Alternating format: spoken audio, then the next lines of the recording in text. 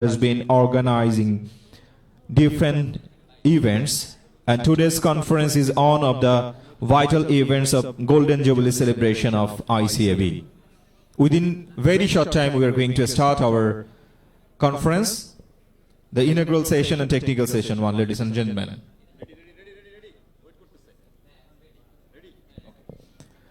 Ladies and gentlemen, now may I request the Honorable President, the Institute of Chartered Accountants of Bangladesh, ICAB, Mr. Muhammad Munir-Zaman, FCA, and the Chairman, Organizing Committee, Mr. Muhammad Humayun Kabir, FCA, Council Member and Past President, ICAB, to accompany with our Chief Guest, Special Guest, and Keynote Speaker, panelist of the inaugural session and the technical session on. Ladies and gentlemen, the Honorable Chief Guest, Mr. Muhammad Abul Kalam Azad, Special Envoy, Climate Vulnerable Forum, CVF, Presidency, and former Principal Coordinator, SDG Affairs, and former Principal Secretary to the Honorable Prime Minister, Government of Bangladesh.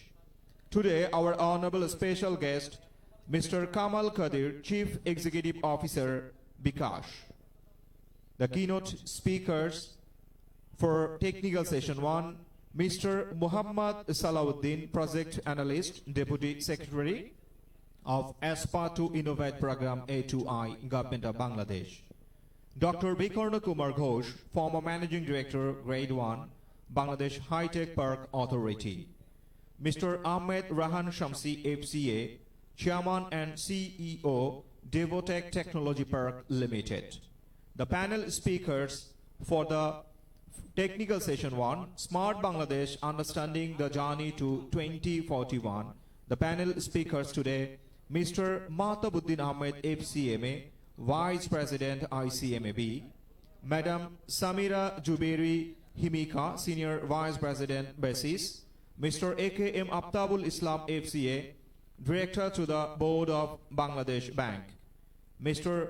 Habibullah N. Karim, Vice President, MCCI, and Managing Director and CEO, Techno Heaven Company Limited. Ladies and gentlemen, we have our Honorable CEO and former Senior Secretary to the Government of Bangladesh, Mr. Shubhashish Bose, Chief Executive Officer, ICAB. Now, may I request the Honorable President, the Institute of Chartered Accountants of Bangladesh, ICAB, Mr. Muhammad Munir-Zaman, FCA, and the Chairman Organizing Committee, Mr. Muhammad Humayun Kabir, FCA, Council Member and Past President, the Institute of Chartered Accountants of Bangladesh, to accompany our Chief Guest, Special Guest, Keynote Speaker, and panelist for the first technical session, Smart Bangladesh, Understanding the Journey to 2041.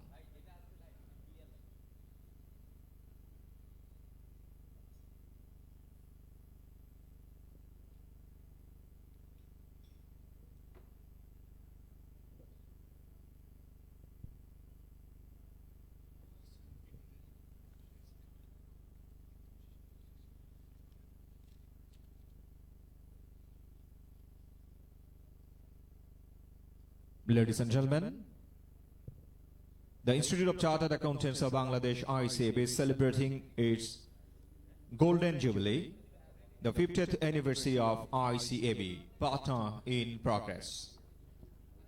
Today, the conference on Chartered Accountants' role in achieving Smart Bangladesh by 2041. We have 3 technical sessions. The first technical session, Smart Bangladesh, Understanding the Journey to 2041.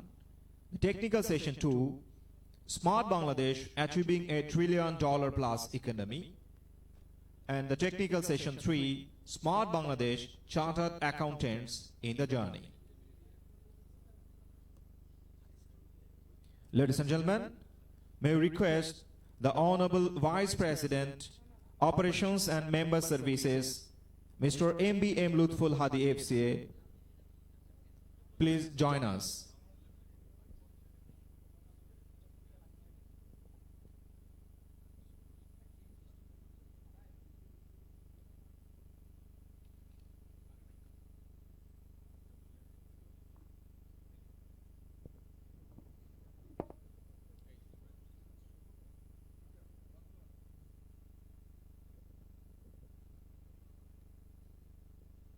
Ladies and gentlemen, we have our honorable chief guest today, Mr. Muhammad Abul Kalam Azad, Special Envoy Climate Vulnerable Forum, CVF Presidency, and former Principal Coordinator, SDG Affair, and former Principal Secretary to the Honorable Prime Minister, Government of Bangladesh. We have our special guest today, Mr. Kamal Kadir, Chief Executive Officer, Bikash. We have our keynote speakers today for the first session, Mr. Muhammad Salahuddin, Project Analyst, Deputy Secretary of Aspire to Innovate Program A2I, Government of Bangladesh. Dr. Bikarna Kumar Ghosh, former Managing Director, Grade 1, Bangladesh High Tech Park Authority.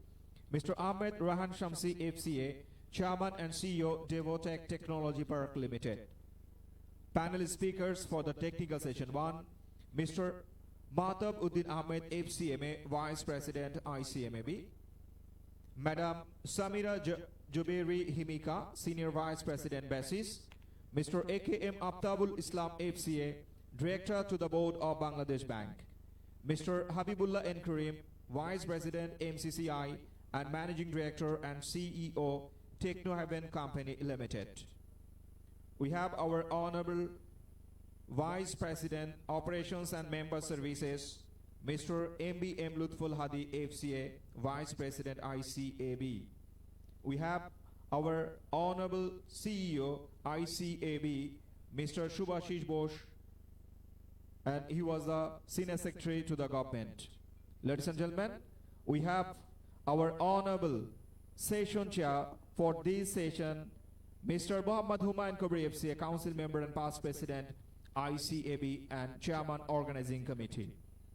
Ladies and gentlemen, we have our Honorable President, the Institute of Chartered Accountants of Bangladesh, ICAB, Mr. Muhammad Muniruzzaman.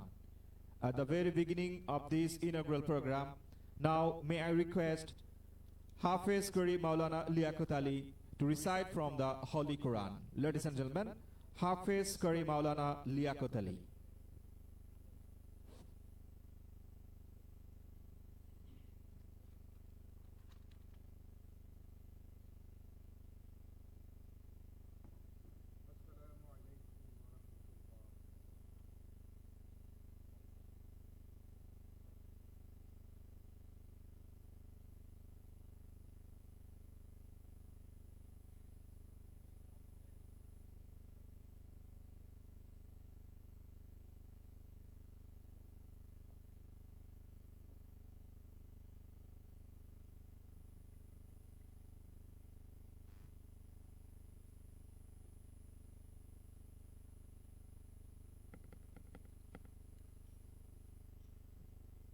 السلام عليكم ورحمة الله وبركاته.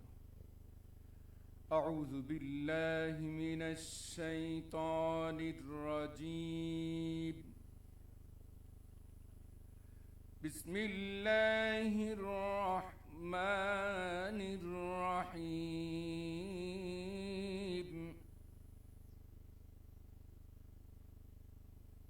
ولا تلبسوا الحق بالباطل وتكتموا الحق وأنتم تعلمون.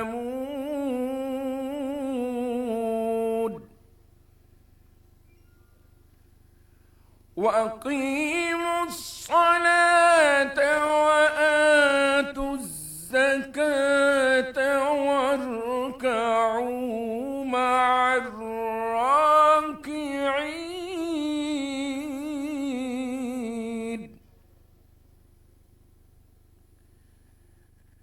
أتأمرون الناس بالبر وتنسون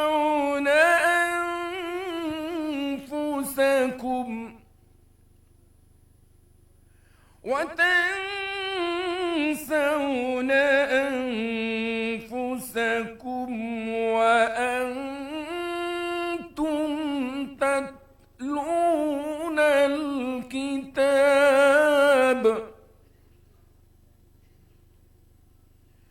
وأنتم تتلون الكتاب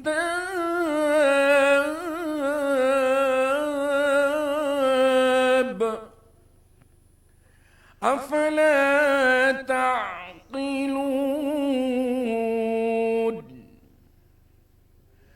وأنتم تتلون الكتاب أفلا تعقلون صدق الله العظيم السلام عليكم ورحمة الله سورة বাকারা আয়াত 42, 43, 44 অর্থ, তোমরা সত্যকে মিথ্যার সাথে মিশিয়ে দিও না এবং জানা সত্ত্বে সত্যকে তোমরা গোপন করো না। আর নামাজ কায়েম করো, জাকাত আদায় করো এবং রুকুকারীদের সাথে রুকু করো। তোমরা কি মানুষকে সৎকর্মের আদেশ করো এবং নিজেরা নিজেদেরকে ভুলে যাও?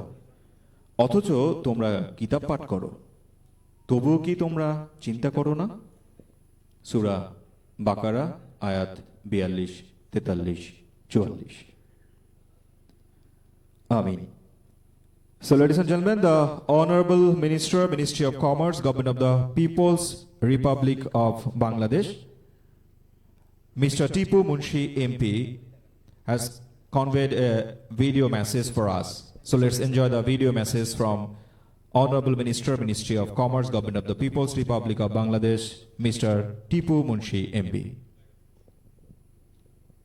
গণপ্রজাতন্ত্রী বাংলাদেশ সরকারের স্মার্ট বাংলাদেশ ভিশন 2041-কে সামনে রেখে conference on chartered accountants role in achieving smart Bangladesh by 2041 আয়োজনের জন্য আমি the institute of chartered account of Bangladesh ICAB-কে ধন্যবাদ জানাই। আমরা সবাই জানি 1973 সালের 6 জানুয়ারি জাতির জনক বঙ্গবন্ধু শেখ মুজিবুর রহমানের দূরদর্শী নেতৃত্বে রাষ্ট্রপতির 2 নম্বর আদেশ বলে ICAB প্রতিষ্ঠিত হয়। বাণিজ্য মন্ত্রণালয়ের অধীন স্বায়ত্তশাসিত প্রতিষ্ঠানটি গত 6 জানুয়ারি 2023 ইংরেজি তারিখে 50 বছরের মাইল ফলক স্পর্শ করেছে। জেনে ভালো লাগছে যে বছর জুড়ে নানা আয়োজনের মধ্যে দিয়ে ICAB প্রতিষ্ঠার 50 বছর তথা সুবর্ণ জয়ন্তী উদযাপনের উদ্যোগ নিয়েছে। আজকের এই কনফারেন্স তারই অংশ। চার্টার্ড অ্যাকাউন্টেন্টদের সক্রিয় ভূমিকায় স্মার্ট বাংলাদেশ অর্জনের জন্য বিশেষভাবে প্রয়োজন, কারণ আর্থিক খাতে স্বচ্ছতা, জবাবদিহিতা ও সুশাসন প্রতিষ্ঠা করা ব্যতীত স্মার্ট বাংলাদেশ গঠনের প্রয়াস সফল হবে না। আমি আশা করব চার্টার্ড অ্যাকাউন্ট সম্প্রদায়ের সকল সদস্য তাদের নিজ নিজ অবস্থান থেকে সরকারের স্মার্ট বাংলাদেশ ভিশন 2041 এই সাফল্যমণ্ডিত করবে। পরিশেষে আমি এই কনফারেন্সের সর্বাঙ্গীন সাফল্য কামনা করছি। জয় বাংলা, জয় Bangabandhu. Thank you, sir, for the video message. So ladies and gentlemen, now this is a time to address of welcome. May I request Mr. Muhammad Munir-Zaman FCA, Honorable President, the Institute of Chartered Accountants of Bangladesh, for conveying his address of welcome. Ladies and gentlemen, Mr. President, ICAB. Bismillahirrahmanirrahim.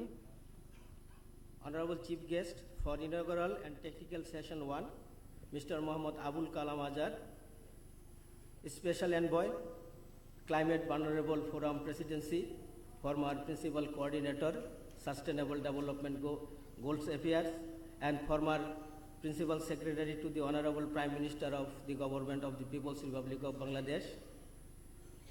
Our respected special guest, Mr. Kamal Kadir, Chief Executive Officer, Bikash, respected Chairman of the Organizing Committee of today's conference, Mr. Muhammad Humayun Kabir FCA, Council Member and Past President ICAB.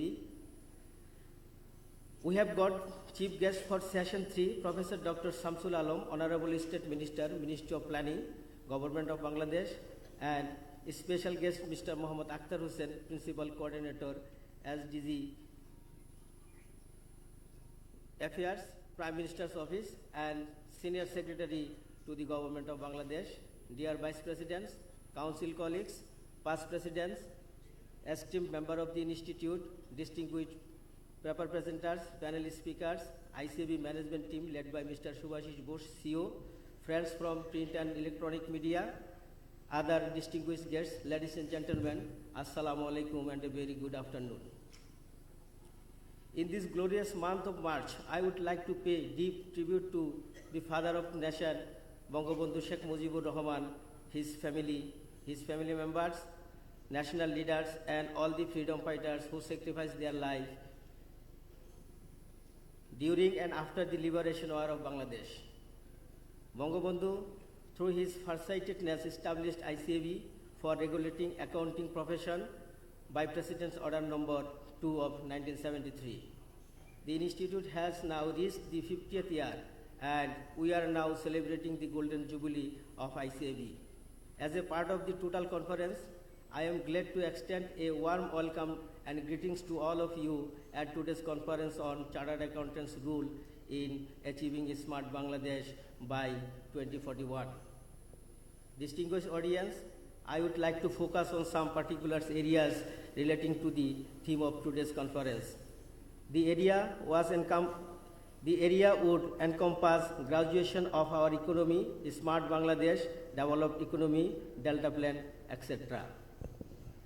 Bangladesh has adopted a 100-year visionary plan, which is called Delta Plan 2100, with the complement of achieving a safe, resilient, and prosperous Delta by the year 2100. This plan means comprehensive long-term management plan for the Delta to further the achievement of the co-equal goals. All projects worth $37 billion can be started within the next 8 years. Even it could be extended over the decades. Economic activities would be manifold than these are now. Hence, the Chartered Accountants' rule would be instrumental in ensuring and maintaining financial discipline of the country as well as optimal utilization of funds. In achieving a $1 trillion plus economy, blue economy of Bangladesh will play a great role, as the size of the blue economic area is almost the same size of the country. Nature has given its bounty on Bangladesh. Now we have to explore the resources. The blue economy conceptualizes ocean and seas as development spaces where the plan integrates conservation, sustainable use of living resources, oil and mineral, wealth extraction, bioprocessing, sustainable energy production, marine transport, aquaculture, mariculture, stopping pollution, coastal tourism, marine biotechnology, and ocean energy. With proper utilization of the resources, we could create jobs, spur economic growth, mitigate the impact of climate change, and help to meet the food needs of the country. Ladies and gentlemen, Smart Bangladesh is a term that refers to the use of technology and innovative approaches to improve the lives of the people and the overall development of the country with inclusive welfare. In this context, Smart refers to the use of advanced technology such as Internet of Things, artificial intelligence, and data analytics to improve various aspects of society such as healthcare, education, transportation, and governance. The goal of the Smart Bangladesh is to use the technologies to address challenges and opportunities in the country, to keep pace with the world advancement, and to create a more sustainable, efficient, and inclusive society.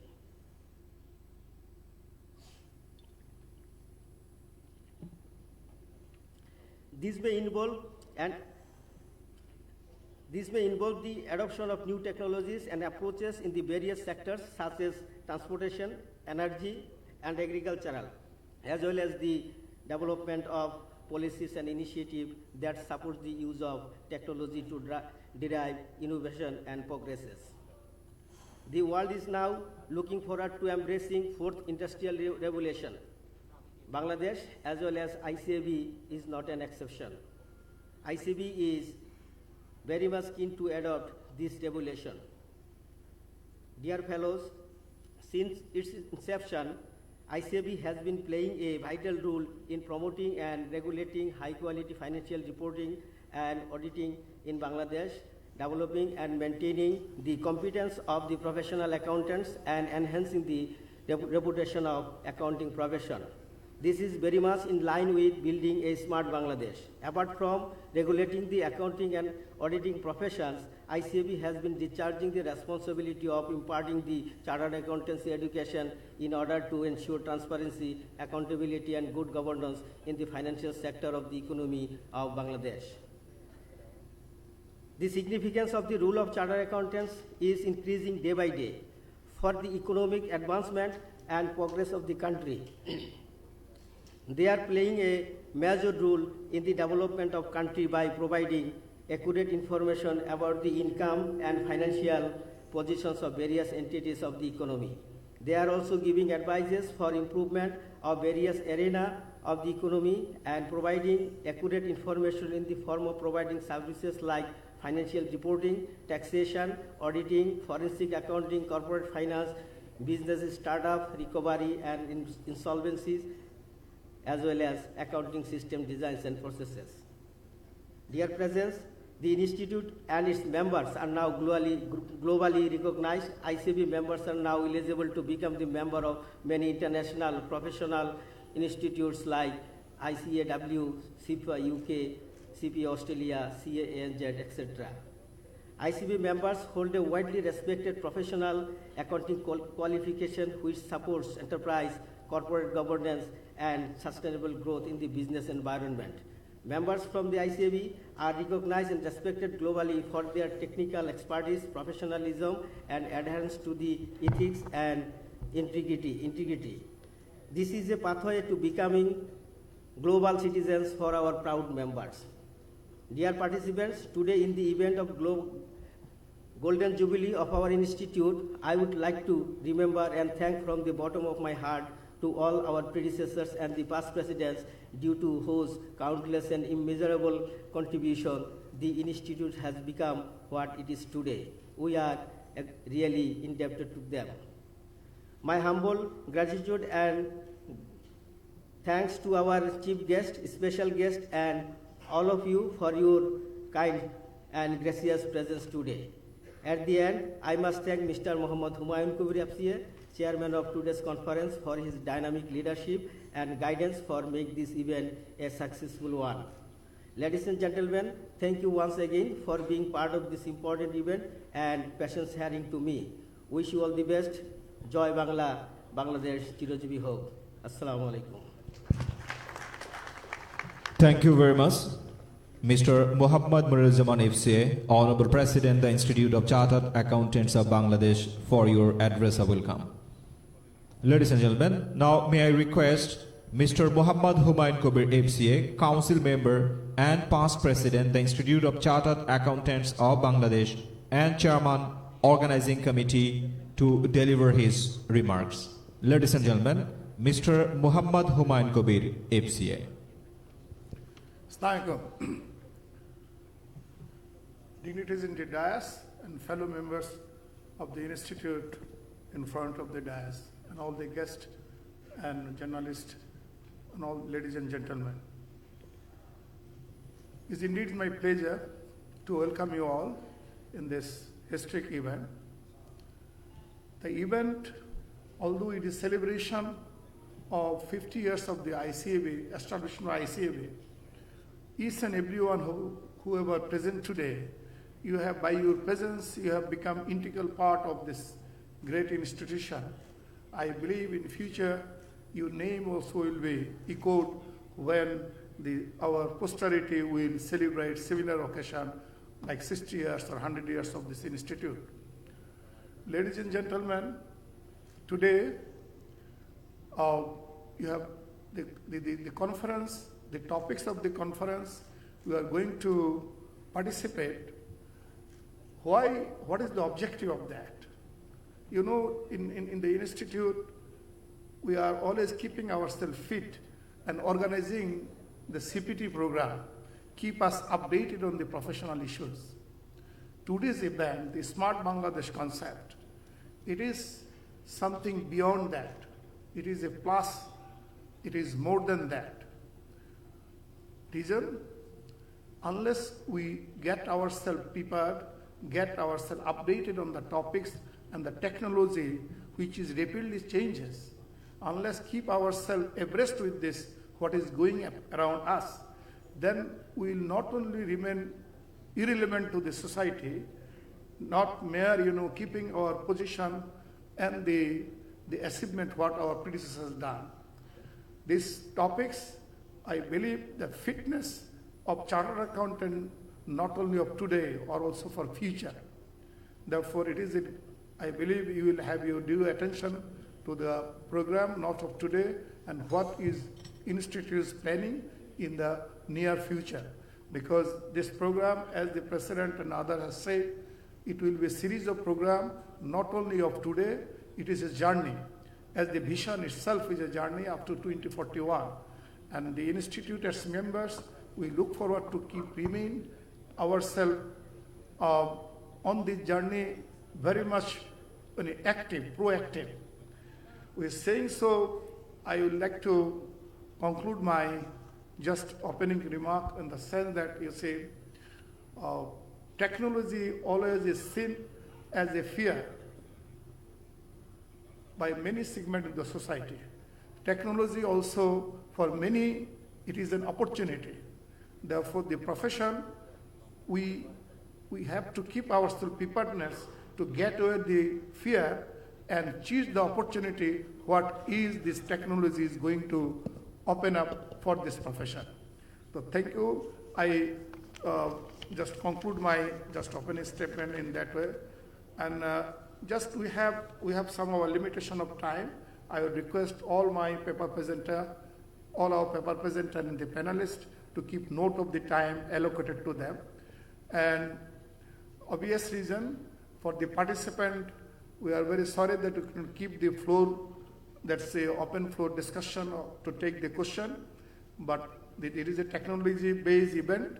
Therefore, the Institute's Facebook and the apps, what has been dedicated for 50 years celebration, you are always welcome. You can put your question in the Facebook and the apps. You can utilize that platform, and certainly I can assure you your question will be duly addressed by the expert in those using those apps and Facebook. Thank you. Thank you, sir. Mr. Mohammad Humayun Kabir, FCA Council Member and past President, the Institute of Chartered Accountants of Bangladesh, and Chairman, Organizing Committee, for your remarks. So, ladies and gentlemen, the first technical session, Smart Bangladesh, Understanding the Journey to 2041. And the session will be conducted by Mr. Mohammad Humayun Kabir, FCA, Chairman, Council Member, and past President, ICAB, and Chairman, Organizing Committee. Ladies and gentlemen, the keynote paper will be presented by Mr. Muhammad Salauddin, Project Analyst, Deputy Secretary of Aspire to Innovate Program A2I, Government of Bangladesh, Dr. Bikarno Kumar Ghosh, former Managing Director, Grade 1, Bangladesh High-Tech Park Authority, Mr. Ahmed Rahan Shamsi, FCA, Chairman and CEO, Devotech Technology Park Limited.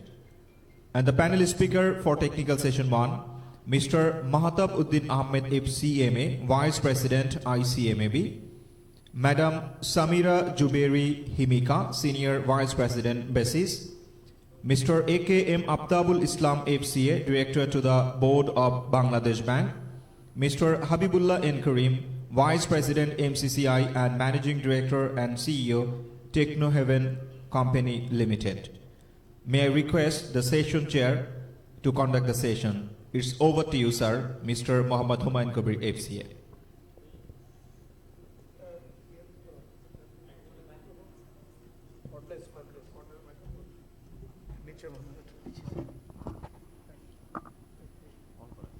On Koras?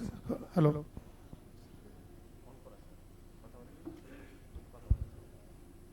Thank you.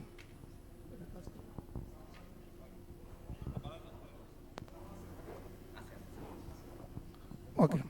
Thank you. May I request now Mr. Muhammad Salauddin to present his paper. Mr. Salahuddin, he is currently our part of bureaucratic team, which dedicated to this development of this Smart Vision program. He is currently Deputy Secretary, Project Analyst, Aspire to Innovate Program, A2I, ICT Division, and UNDP. His core competency is in development economics, digital service, empathy, innovation, service process simplification, service digitalization, agile process, future government. So let's hear from Mr. Salahuddin that today the the Bangladesh 2041 journey, how the government has framed this vision. Thank you, Mr. Salahuddin. May I please? Thank you.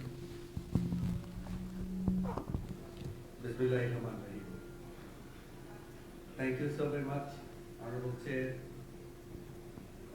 Honorable Chief Guest, distinguished special guests, and august gathering. I'm indeed very happy and honored to be here presenting a paper on making of Smart Bangladesh. I congratulate ICAB for the wonderful 50th celebration, and also thankful to ICAB for inviting me as a keynote paper presenter. So we're standing at a point where it seemed impossible a decade ago. No matter how long the journey is, the first step is always the hard and the most grueling. Thanks to our Honorable Prime Minister and her team for making this first step easy and a very dreamy and a realistic one that we have achieved by now. And we are now embarking on the second phase of our journey.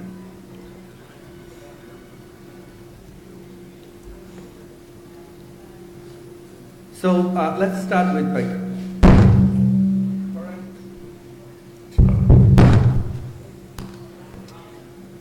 Is it okay? Okay, fine. I think it's okay.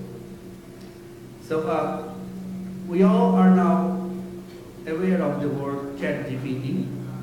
It is swarming our life, society, and our personal sphere as well.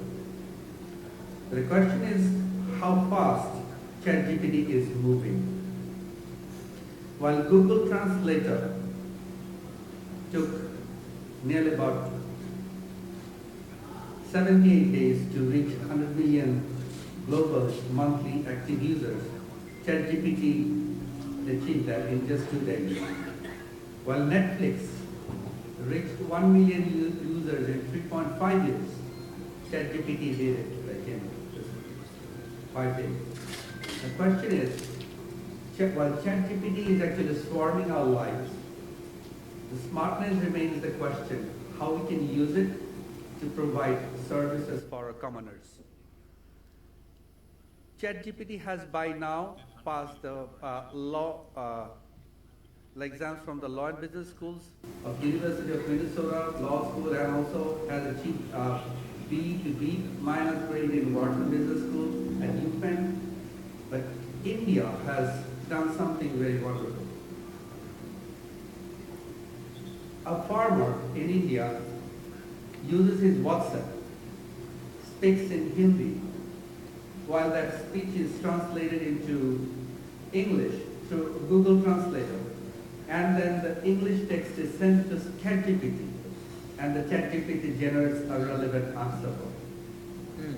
And then the answer comes back to Google Translator, retranslated into Hindi, and again it is sent to that WhatsApp user or that farmer. So that's how a smart solution can be made.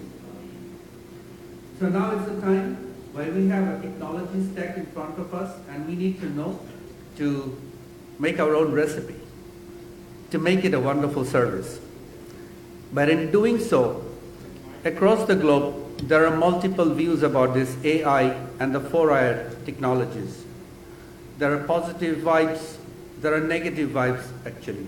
There are fears, there are anxiousness, but still our honorable advisor, ICT technology, Mr. Shaji Bouajid Joy sir, has mentioned Bangladesh will be a key leader in 4I technologies such as AI.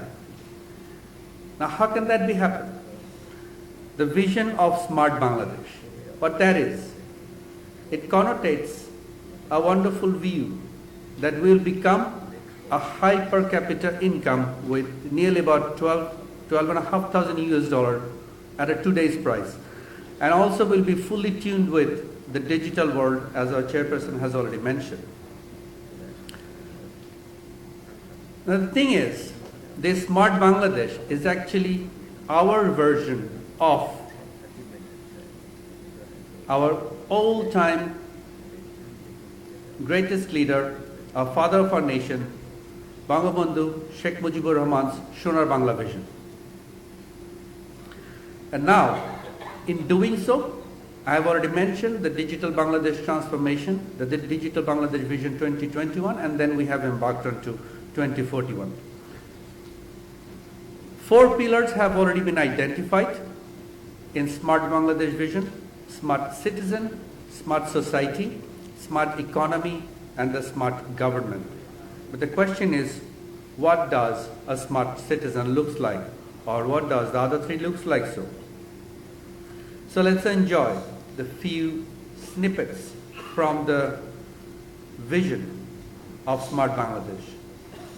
The smart citizen would be a digital first mindset, and he will be, or he or she will be equipped with digital literacy, embedding digital technologies in their way of life, and also in that way citizens would be able to collaborate with the government and also in the industry to co-create and co-design the services and the policies. How wonderful would that be? Government would then become a much of invisible, because everybody, all of us will be governing ourselves. We'll be taking responsibilities of ourselves. So paperless offices, hyper-personalized services, leveraging the 4I technologies such as artificial intelligence would be a wonderful opportunity in those times. So proactive and collaborative policy making in catalyzing the frontier technologies. We have our partners here, valuable partners from the ICT industries here, so we can do that.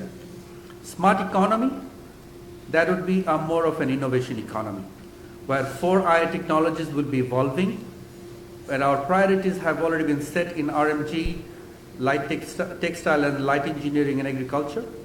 At the same time, we want to become a $50 billion ICT industry with a very robust startup ecosystem. While the smart society will be in inclusive communities and sustainable living.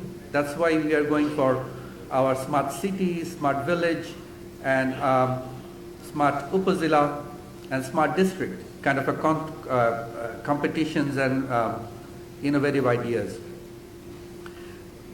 We have to embark on an interoperable cash payments ecosystem so that the smart cities and smart grid actually works. While these are the aspirations, government has already identified few of the initiatives or few of the projects that might act as the starter for this Smart Bangladesh initiative. But the question is, are these initiatives, are these projects enough to reach the goal? I'm quite sure that the same thing echoes in your mind, that is, these are not enough. Because the next slide says, how can we achieve? We have visioned smart citizens, government, society and economy for 2041. But at the same time, we have made interim landmarks, like for 2025 and then 2031 and then 2041. So we have specific targets set for ourselves so that we can achieve these 4 pillars through stepping stones. Now the question is, while a smart citizen, I have already mentioned the vision, but the question is, how would a smart citizen would look like? There are four personas in this slide. So let's take just one. The first one, a financially independent housewife in a 2041, a day in a 2041. She might pick up her groceries from her doorstep, which may be ordered by her smart fridge last night, which her grocery vendor has actually sent. She may join her friends for lunch at the concert hosted in Metaverse. Maybe she manages her orders on her online handmade boutique, executes multiple digital contracts on fabric suppliers, and maybe in terms of her health, she might get monitored real time with her health reports while her old parents are living in another city. Like she would be consistently monitoring, would be able to consistently monitor her parents as well. So the senior citizens would be more secure and more closely bonded with us. Smart government, the slide says so, but the smart government must have invisible, more like invisible might give us a different connotation. I would rather want to say it like visitless office. Like the services would be available but not paying visits there. So the payments and the virtual customer services and everything will be there. So that's how the smart government services would be. The smart society would be powered by equal participation of diverse groups, which will self-sustain communities and also focus on green energy solutions, obviously not forgetting the government's technology stack. The smart economy, another persona of an entrepreneur who is selling a business, setting up a business with his growth capital, like digital bidding process, one-click business registration, and BIDA is working on that, like one-stop services, and we are like that entrepreneur may have an opportunity to hire gig workers, maybe a short-term contract, but serving at the best possible manner, collaborating, operating, and exporting the products and the services across the globe, anywhere. Sounds really very dreaming, but coming back to Earth, we have to answer three very important questions. The first one is whether one machine or robot will be replacing multiple human beings or not. Like we are in a fear that when 4i technologies would be in full blown, like full throttle, then there might be a situation where our CMSMEs might feel a challenge because the small and medium scale enterprises might feel a really threatening situation in operating in business, facing huge competition or fierce competition from the 4i technologies. We have to answer that. We have to secure that ground because we have nearly about 7.9 million SMEs, CMSMEs in Bangladesh, and we have to keep in mind that. Whether the new machine requires not only new skills but also different educational level. So we have to focus on educational level, not only just on skill. And the third question is, I have already mentioned the difficult for SMEs and startups to make upfront investment in response to 4i technologies. So in doing so, we have to ensure that our regulatory issues are in line. Our corporate capture by public good is not happening. The privacy violations are not in there. The deep fakes are not troubling our personal and professional lives. Algorithmic biases caused by bad data, we have to avoid that. And also the socioeconomic inequalities, then we have to ensure. Looking back, what we have done so far. Recently, these calculations have been done at A2I, and we have come to understand that since the inception of TCV calculations and our journey since 2000, the digital Bangladesh journey, since then till now, the end of December. Nearly about 16 billion days have been saved as time.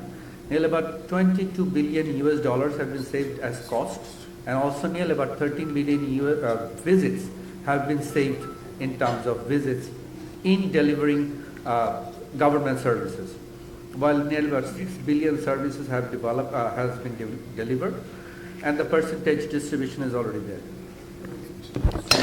Thing is, I'm nearly ending my presentation. The thing is, looking back, the Vision 2021 and the 2041, there are basic differences. In 2009, we had quick wins, nearly about 700 ideas we started as quick wins for digital Bangladesh, mostly hoisted on basic ICT technologies. But now we have our honored members from the ICT industry, and we can echo with pride together that in 2022, while we start nearly about 1,200 ideas, quick win ideas for Smart Bangladesh, most of them are based on 4i. And that's the distribution. We have artificial intelligence in near about 15%. Chatbot is used in 22%. So it would be really grueling to go into all of them, but let's look at the highlights. The chatbots, the big data, 37%, nearly, but data analytics, 47%, IoT, 32%, drone technologies used in 13% for surveillance and the facial recognition and the robotics. These are the highlights. So, coming back, let's enjoy a very short video. I may stop now and let's see. I'm not sure whether it works. Does it work?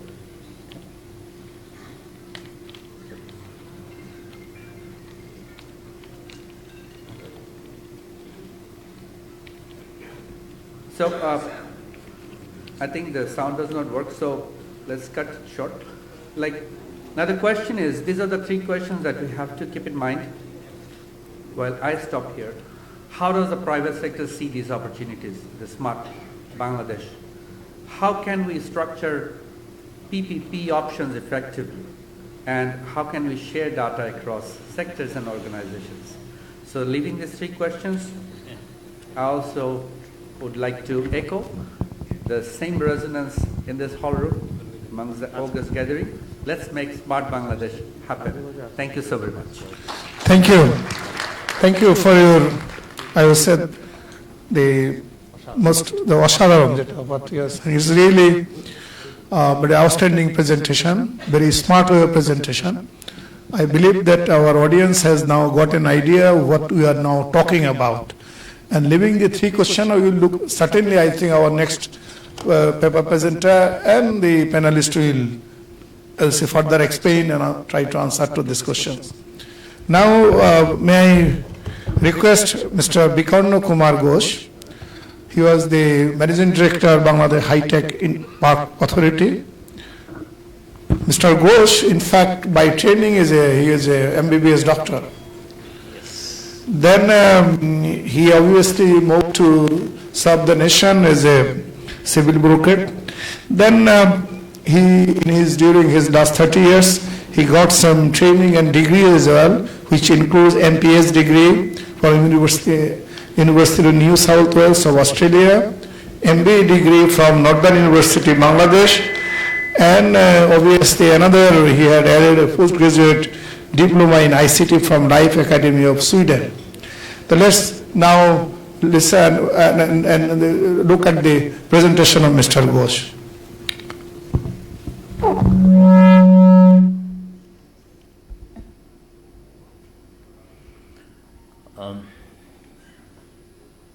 Today's chief guest, very prominent civil servant and one of my very respectable personality, Abul Kalam Azad sir, former principal secretary, and now the special envoy, CFA presidency.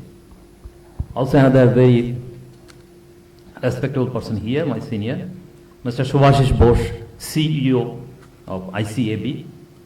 Also present here, Mr. Kamal Kadir, CEO of Bikash, Mr. Munir Jaman, President ICAB, Rahan Samsi, Mahtab Uddin Ahmed, Samia Jubilee Himika, AKM Aftabul Islam, Habibullah N. Karim, Mr. Humayun Kabir, the moderator, and of course Mr. Salahuddin, the past presenter. With your kind permission, because I love to speak in Bangla, and I guess almost everybody here, if not everybody, do love to speak in Bangla and also listen in Bangla. So I beg your permission to speak in Bangla. May I allow? Yes, you can go ahead. Thank you very much.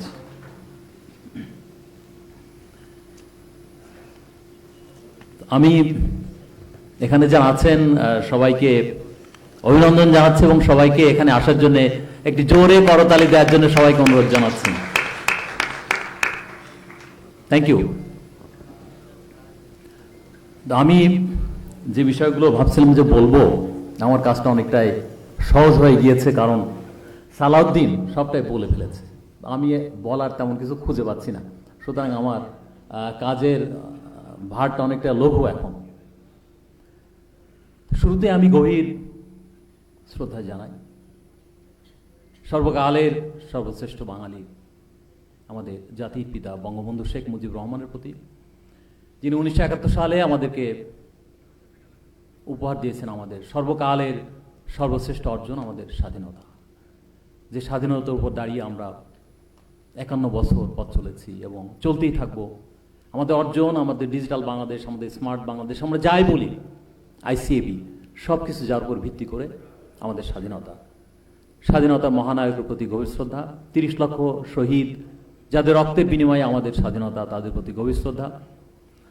আমরা শ্রদ্ধা জানাই, অভিনন্দন জানাই আমাদের মাননীয় প্রধানমন্ত্রী, the dreamer of digital Bangladesh, the architect of modern Bangladesh, যিনি 2008 সালে 12 ডিসেম্বর তারিখে ঘোষণা করেছিলেন নির্বাচন ইশতেহারের প্রাককালে আমরা 2021 সালে হব স্মার্ট বাংলাদেশ, ডিজিটাল বাংলাদেশ। 12 বছরের মধ্যে একটি বিশাল ট্রান্সফরমেশন হয়েছে এবং আমরা অনেকেই যেটি 2008 সালে বা 9 সালে অনুমান করতে পারিনি আমরা কতটা ট্রান্সফরমেশনের ভিতর দিয়ে যাব, কিন্তু সেটি অর্জিত হয়েছে। মাত্র 12 বছরে আমাদের ইকোনমি ট্রান্সফার হয়েছে, প্যারাডাইম শিফট হয়েছে আমাদের আইটিতে। আইটি আমাদের অভিযাত্রা একটি বড় পরিবর্তন এসছে এবং 2022 সালে 12 ডিসেম্বর ডিজিটাল বাংলাদেশের সফল পূর্তি উদযাপনের মাননীয় প্রধানমন্ত্রী আরেকটি ঘোষণা দিলেন, 2041 সালে আমরা হব উন্নত জাতি, আমরা হব উদ্ভাবনী সমাজ, আমরা হব অসাম্প্রদায়িক সমাজ, আমরা হব প্রগতিশীল সমাজ, আমরা উচ্চ আয়ের দেশ। তার নাম স্মার্ট বাংলাদেশ। তো সেটির উপরই দু একটি কথা আমি বলতে চাই। মূলত সালাউদ্দিন ম্যাক্সিমাম বলেছে, আমি যেটি ইতিমধ্যে অর্জন হয়েছে আমি সেই বিষয়ে দু একটি কথা বলবো, কারণ কি কি প্ল্যান সেটি সালাউদ্দিন বলেছে, রিপিটেশনের কোনো দরকার আছে বলে আমার কাছে মনে হয় না।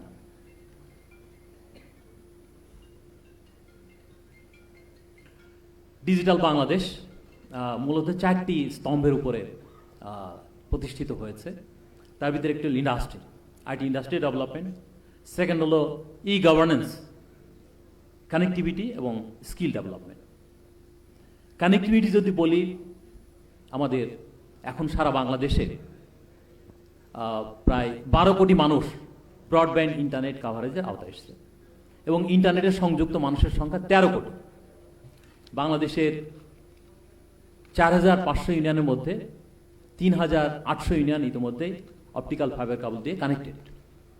এই বছরের মধ্যে দেশের প্রায় 1,10,000 শিক্ষা প্রতিষ্ঠান এবং ইউনিয়ন পর্যায়ে সকল অফিসগুলো অপটিক্যাল ফাইবার কেবল দিয়ে কানেক্ট হয়ে যাবে। আমরা আশা করছি আগামী 2 থেকে 3 বছরের মধ্যে প্রত্যেকটা গ্রামে, প্রত্যেকটা বাড়িতে অপটিক্যাল ফাইবার কেবল দিয়ে কানেক্ট হয়ে যাবে, কারণ যেহেতু গ্রামে কি যাচ্ছে, এরপরে প্রাইভেট সেক্টর নিয়ে যাবে, because there are commercial cases, business cases. তা আমাদের হাইওয়ের যে ডেভেলপমেন্ট যেটি দরকার সেটি ইতিমধ্যে প্রায় ready. The most important part. সার্ভিসের দিক থেকে যদি আমরা বলি, প্রায় 400 ধরনের সার্ভিস, সার্ভিসেস দেওয়া হচ্ছে।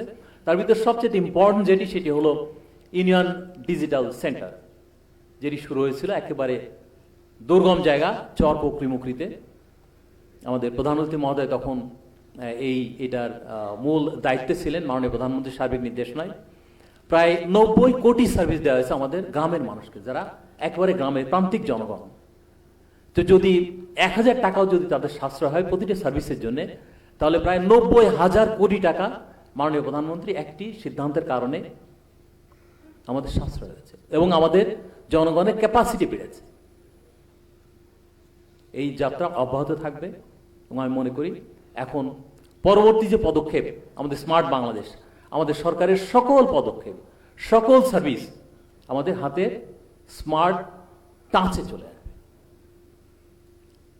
যেটি সালাউদ্দিন বলেছে যে স্মার্ট অফিস, কেউ ফিজিক্যালি সরকারি অফিসে যাওয়ার প্রয়োজন হবে না, সবই হবে অনলাইনে, প্রায় সবই, দু একটি ব্যতিক্রম ছাড়া। আমাদের ইন্ডাস্ট্রি কথা যদি আমি বলি, there is a big paradigm shift. আমাদের প্রাইভেট সেক্টরে বিশাল ডেভেলপমেন্ট হয়েছে, গভর্নমেন্ট সেক্টরে অনেক এগিয়েছে। ইতিমধ্যে আমি যেহেতু হাইটেক পার্কে গেছিলাম, সুতরাং হাইটেক পার্কের আইডিয়াটা আমার মাথায় বেশি, সেটি আমি একটু পরে যাব। স্কিল ডেভেলপমেন্টের কথা যদি আমরা বলি, ইতিমধ্যে শুধুমাত্র আইসিটি ডিভিশন থেকেই 6.5 লক্ষ তরুণ তরুণীকে প্রশিক্ষণ দেওয়া হয়েছে। প্রত্যেকটা মিনিস্ট্রি দিচ্ছে, প্রাইভেট সেক্টর দিচ্ছে। ফলে আমাদের এখন একটি বড় অগ্রযাত্রা শুরু হয়েছে ফ্রিল্যান্সিংয়ে। প্রায় 6 লক্ষ তরুণ তরুণী কাজ করে ফ্রিল্যান্সিংয়ে। এবং আমাদের আইটিতে, যেখানে আমাদের 2008 সালে মাত্র $23 মিলিয়ন আমাদের ছিল বৈদেশিক মুদ্রা অর্জন, সেটি 10 বছরে বেড়ে এখন 1,400 মিলিয়ন মার্কিন ডলার। 23 মিলিয়ন থেকে 1,400 মিলিয়ন। এই সংখ্যাটা আমরা আশা করছি আগামী 25-এর মধ্যে এটি $5 বিলিয়ন ক্রস করবে। শুধুমাত্র আইটিতে বিগত 10 বছরে কর্মসংস্থান হয়েছে 20 লক্ষ মানুষের। আগামী 3 বছরের মধ্যে এই সংখ্যাটা আরো 30 লক্ষ বাড়বে এবং আমরা আশা করি 2030 সালের মধ্যে 1 কোটি মানুষ আইটিতে কাজ করবে। এখন আমাদের কর্মসংস্থানের সবচেয়ে বড় সুযোগ হলো সবচাইতে আইসিটিতে। আমাদের বৈদেশিক মুদ্রা অর্জনের সবচেয়ে বড় খাত এখন গার্মেন্টস, এবং আমরা মনে করি আগামী 2035 সালের মধ্যে আইসিটি সেক্টর গার্মেন্টসকে ক্রস করে যাবে। এখানে বড় সুবিধা হলো গার্মেন্টসের প্রায় 70 to 80% চলে যায় আবার আমাদের র ম্যাটেরিয়াল ইম্পোর্ট করতে, বাট আইটিতে কমপ্লিটলি রিভার্স। যদি এটি সফটওয়্যার হয় তাহলে এটা মেজরিটি 80% রয়ে যাবে, because the investment is only knowledge, laptop, internet and electricity. সুতরাং আমাদের অনেক বড় সম্ভাবনা রয়েছে আইটিতে। 4 পিলার্স বলেছে, সুতরাং এই কারণের জন্য আমি অনেক স্লাইডগুলো স্কিপ করে যাব। আমরা যে স্বপ্ন দেখি, একটি শিশু যার সামনে অন্ধকার, যার সামনে আলোর দিশা কম, আমরা তাদের মুখে হাসি ফুটিয়ে দিতে চাই, তাদের জীবনে আলো জ্বেলে দিতে চাই। মাননীয় প্রধানমন্ত্রীর নেতৃত্বে আমাদের যে অভিযাত্রা, স্বপ্নযাত্রা স্মার্ট বাংলাদেশ, সেটির মূল লক্ষ্য আমাদের দেশের জনগণের সার্বিক কল্যাণ। এবং আমাদের টার্গেট হলো আমরা 2031 সালের মধ্যে আমাদের পার ক্যাপিটা ইনকাম হবে $5,000 মার্কিন মিনিমাম। আমি বিশ্বাস করি এর চাইতে আমরা আরো দ্রুত আগাবো, কারণ ইতিমধ্যে আমরা প্রায় $2,900 মার্কিন আমাদের পার ক্যাপিটা জিডিপি অর্জন করেছি, এবং 2041 সালে 12,500। আমি বিশ্বাস করি তার অনেক আগেই হবে আমাদের 2,500, হয়তো আমরা 2041 সালে $20,000 ক্রস করে যাব। আইটি অবকাঠামো কি কি হয়েছে? আমাদের হাইটেক পার্ক, যেহেতু আমি ছিলাম, ইতিমধ্যে মাননীয় প্রধানমন্ত্রীর সার্বিক নির্দেশনায় হাইটেক পার্কের অভিযাত্রা শুরু হয়েছে। 11টি হাইটেক পার্ক এখন অপারেশনাল, 3টি হাইটেক পার্ক, 3টি সফটওয়্যার টেকনোলজি পার্ক এবং 6টি Sheikh Kamal IT training and incubation centre. 47টি অবকাঠামোর কাজ চালু রয়েছে এবং আগামী 5 বছরের মধ্যে সারা বাংলাদেশে প্রায় 97টি হাইটেক পার্ক চালু হয়ে যাবে প্রত্যেক জেলাতে, কমপক্ষে একটি, কোনো কোনো জেলাতে 2টি বা 3টি। ফলে আমাদের তরুণ প্রজন্ম যারা এখন কর্মসংস্থানের জন্য লড়াই করছে, পড়াশোনা করছে অথবা পড়াশোনা শেষ করে সুযোগের অপেক্ষা আছে, তাদের জন্য একটি বড় সুযোগ আসছে আমাদের হাইটেক পার্কে কর্মসংস্থানের।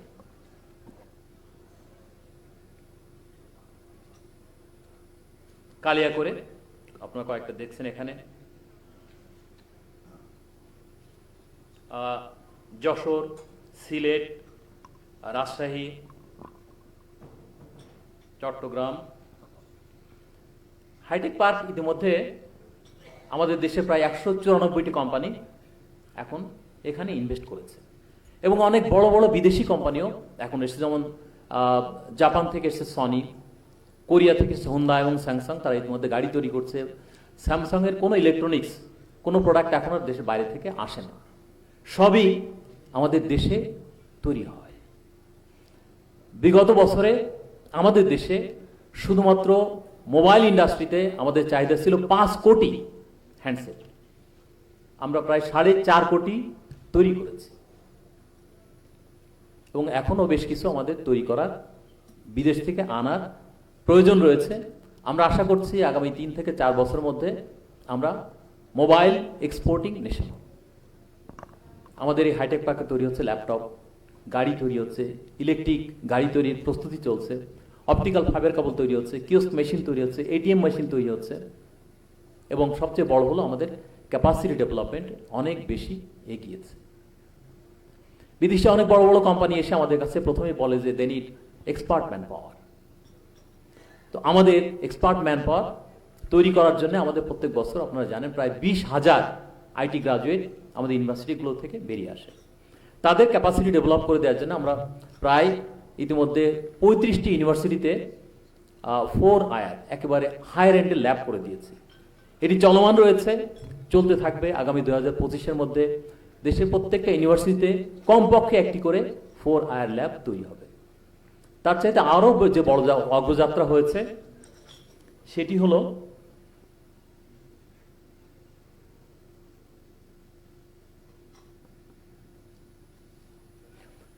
আমাদের উপজেলাগুলোতে এখন তৈরি হচ্ছে 4র্থ শিল্প বিপ্লবের যে সর্বশেষ প্রযুক্তি, সেটির সার্বিক আয়োজন। আপনারা জানেন এবছর থেকে ক্লাস 3-তে চালু হচ্ছে কম্পিউটার প্রোগ্রামিং শেখানো, স্ক্র্যাচ প্রোগ্রাম শিশুদের জন্য। তারা ছবি আঁকার ভিতর দিয়ে কম্পিউটার প্রোগ্রামিং শিখবে, কম্পিউটার ফ্রেন্ডলি হবে ক্লাস 3, 4, 5 প্রাইমারি স্কুলে। ইতিমধ্যে প্রায় 1,05,000 প্রাইমারি স্কুলে মাল্টিমিডিয়া ল্যাব করে দেওয়া হয়েছে। 13,000 শিক্ষা প্রতিষ্ঠানে শেখ রাসেল ডিজিটাল ল্যাব করে দেওয়া হয়েছে। আগামী 2025 সালের মধ্যে দেশের সকল শিক্ষা প্রতিষ্ঠানে কমপক্ষে একটি শেখ রাসেল ডিজিটাল ল্যাব তৈরি করা হবে। আমাদের ছেলেমেয়েরা প্রাইমারি স্কুলে মাল্টিমিডিয়া দিয়ে কম্পিউটার শিখবে, হাই স্কুলে তারা আরও অনেক বেশি অ্যাডভান্স লেভেলে শিখবে।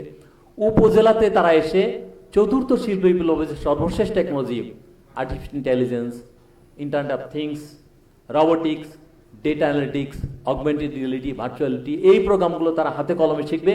উপজেলাতে এসে তাদের জেলাতে যাওয়ার দরকার হবে না, বাড়িতে বসে তাদের ব্রডব্যান্ড ইন্টারনেট, তারা উপজেলাতে এসে 4 IR টেকনোলজি শিখবে।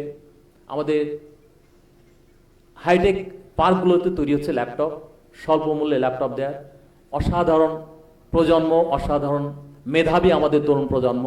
আমরা বিশ্বাস করি আমাদের তরুণ প্রজন্মের কর্মসংস্থানের এবং আমাদের সার্বিকভাবে আইটিতে এগিয়ে যাওয়ার একটি দারুণ সুযোগ তৈরি করেছে মাননীয় প্রধানমন্ত্রীর সার্বিক নেতৃত্ব। Digital Bangladesh followed by smart Bangladesh. আমরা যে এয়ার টেকনোলজির কথা এখানে বলছি, software development, web application, desktop publication, game, এর পুরাটাই আমাদের উপজেলা পর্যায়ে যে ল্যাবগুলো হচ্ছে সেখানে শেখানো। আমাদের প্রতি বছর প্রায় 40 লক্ষ ছেলে মেয়ে প্রাইমারি স্কুলে ভর্তি হয়। এই মুহূর্তে এত বিশাল সংখ্যক ছেলেমেয়েদেরকে ইউনিভার্সিটিতে আইটি গ্রাজুয়েট করার মতো ক্যাপাসিটি আমাদের নেই। এবং আমি মনে করি সেটির বিকল্প হলো উপজেলাতে তাদেরকে আইটি এনাবল করে তৈরি করা। পৃথিবীর কোনো দেশেই সবাইকে ইউনিভার্সিটিতে পড়ানো হয় না, বরং আমাদের যেটি বেশি দরকার সেটা হলো তাদেরকে এডুকেশন দিয়ে তাদের ক্যাপাসিটি ডেভেলপ করে দেয়, so that they can have the access to the market.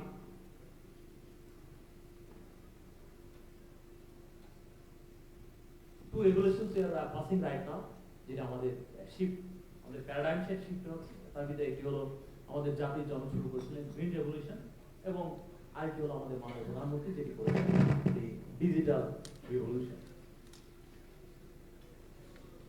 আমাদের মার্কেট কি সে বিষয়ে আমি কথা বলতে যাচ্ছি না, কারণ এর মধ্যে আমাকে বলা হয়েছে যে time is almost going on. Another presenter তিনি বলবেন আমাদের এখন রাইট নাও আমাদের ডিজিটাল মার্কেটের সাইজ হলো $3 বিলিয়ন উপরে, এবং এটি খুব দ্রুত বাড়ছে। আমরা এটি হয়তোবা আগামী 1 থেকে 2 বছরের মধ্যে $5 বিলিয়ন ক্রস করবে, এবং আমাদের ডিভাইসের মার্কেটই হলো এর ভিতরে প্রায় $1.5 বিলিয়ন। আমাদের এই বাংলাদেশে আমরা সবচাইতে বড় মোবাইল ফিনান্সিয়াল সার্ভিসেস এই বাংলাদেশে রয়েছে।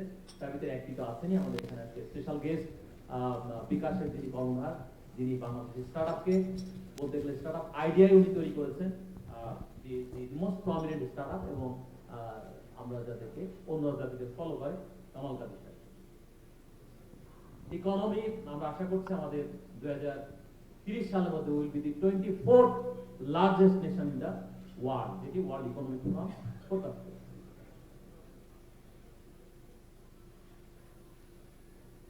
আমি বলেছি আমাদের স্মার্ট বাংলাদেশে everything we want to smart, আমাদের এনভায়রনমেন্ট, আমাদের এনার্জি, ইনফ্রাস্ট্রাকচার, এগুলো this is existing in Bangladesh. These are the most prominent and most focus area directed by Honorable ICT Advisor Mr. Sajeev Wardin. Smart governance, smart finance, smart transportation, smart supply chain, smart security, smart community, and also the demographic dividend that we are very fortunate to have. The most important is the ecosystem. Innovation ecosystem, আমাদের innovative nation. 2041 সালে আমাদের দেশ হব innovative nation. ইতিমধ্যে আমাদের এই বছর 10টি বিশ্ববিদ্যালয়ে ইনোভেশন ল্যাব করে দেওয়া হচ্ছে, এবং আগামী 3 থেকে 4 বছরের মধ্যে সকল বিশ্ববিদ্যালয়ে ইনোভেশন ল্যাব তৈরি করা হবে, এবং এরপরে আমাদের সকল শিক্ষা প্রতিষ্ঠানে ইনোভেশনের জন্য তাদেরকে আমাদের পুরো ইকোসিস্টেমটা যেন ইনোভেশন ফ্রেন্ডলি হয় সেই উদ্যোগ সার্বিকভাবে নেওয়ার জন্য আমাদের মাননীয় প্রধানমন্ত্রী এবং মাননীয় প্রধানমন্ত্রী আইসিটি অ্যাডভাইজার আমাদেরকে নির্দেশনা দিয়েছেন। We are following the real architect of Bangladesh, Mr. Sajeev Wardin Joy, যার সার্বিক নির্দেশনা আমরা এগিয়ে যাচ্ছি। We are grateful to our real leader, IT leader. Thank you very much. আপনার সবাইকে অনেক অনেক শুভকামনা এবং অনেক ধন্যবাদ আমাদের আইসিএবিকে আমাকে এখানে কিছু বলার সুযোগ দেওয়ার জন্য। থ্যাংক ইউ ভেরি মাচ, অনেক অনেক শুভকামনা। জয় বাংলা, জয় বঙ্গবন্ধু, বাংলাদেশ চিরজীবী হোক। থ্যাংক ইউ জনাব ঘোষ। আপনার আমি বলবো যে প্রথম প্রেজেন্ট থেকে আপনার প্রেজেন্টেশনটাকে ইলাবোরেশন করার জন্য actually to bring the what the government or the public perspective the আমাদের যে tone we have set up for achieving the smart Bangladesh vision সেটার আপনার ইলাস্ট্রেশনের জন্য আমাদের মাঝে এখন উপস্থিত আছেন জনাব Raihan শামসী, Ahmed Raihan শামসী। Many of you know he is a practicing chartered accountant. Before that he was he was a deputy CEO and CFO of Grameenphone. During his tenure, he led one of the, I will say, the Bangladesh largest IPO under his leadership. তখন complete করেছে at that time. After leaving his job, in fact, when he chose to be entrepreneur, he ventured into ICT entrepreneurship. Including impact investment and strategic advisory in pursuit of some meaningful impact in Bangladesh. Now, at present, Mr. Rahan is a co-founded the Mastin Capital, a venture capital firm to propel the funding of startup ecosystem in the country. He also a CL Investment Limited, a joint venture investment banking company. He is an independent director of BRACnet, an internet company joint venture amongst BRAC of Bangladesh, KDDI of Japan, and DEFTA Partners of USA. He is a member of the trustee board of Valor Bangladesh, a non-profit knowledge sharing and dialogue platform. He is also director of the board of a number of technology companies, including Sheva Platform Limited, Healthcare Infosystem. May I now request Mr. Ahmed Rahan Shamsi to present his paper. Let's hear from in the private perspective of achieving the Smart Bangladesh Vision 2041. Thank you. Thank you, Session Chair, for the humble introduction and humble. Can you hear me?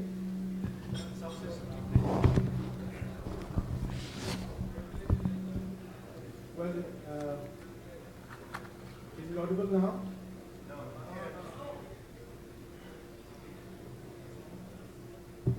Hello? Can you hear me now?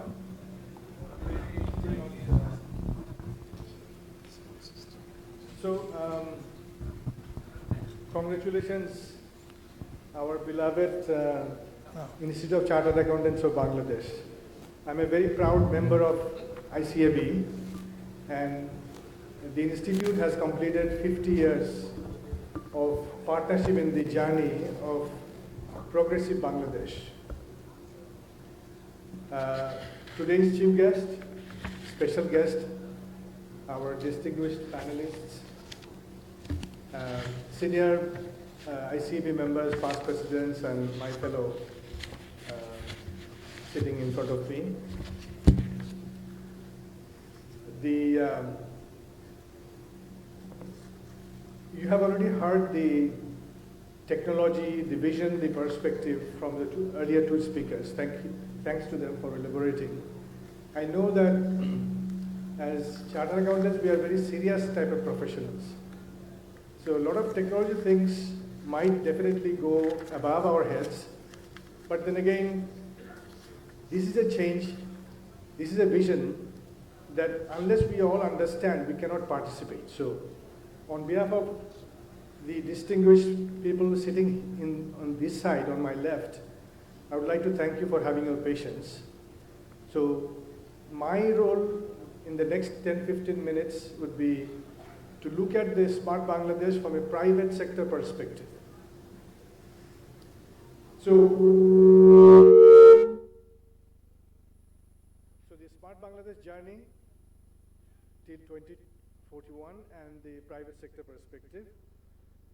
I will have naturally, this Smart Bangladesh is a vision, this is a way of progress, but then again, it has in the core, has the financial progress, the economic progress of the country.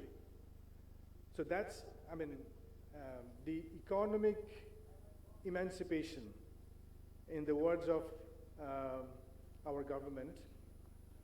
So the screen you see, this is like a déjà vu in the eye of some economic analyst, thanks to the Cal research, that it says that Bangladesh most likely is going to mimic the growth journey of Malaysia, Thailand. Well, I would have to hesitate a little bit about Singapore, because that's a big, very different league. Around 80s and 90s, they were around the same trajectory as we are now. So their growth from the 2,500 per capita to the 4,500 to 5,000 per capita, and then eventually going beyond that. So these analysts, these researchers, based on Bangladesh local data, World Bank and other data, they projected that this is a place where Bangladesh economy is now. And it's a fantastic consumer economy, thanks to our 170 million people. And what is this? Sorry. The middle class, the MAC population, is also seen as by the economists a driver of the progress of the economy, is also touching around those peer countries who have been through this economic progress around 10, 15 years back. So the economy is quite ready to jumpstart to the next level, like our earlier speaker said, and for which we need to have certain more preparations, because one journey of growth is not enough. We have to have the next journeys, next waves for which we need to be ready.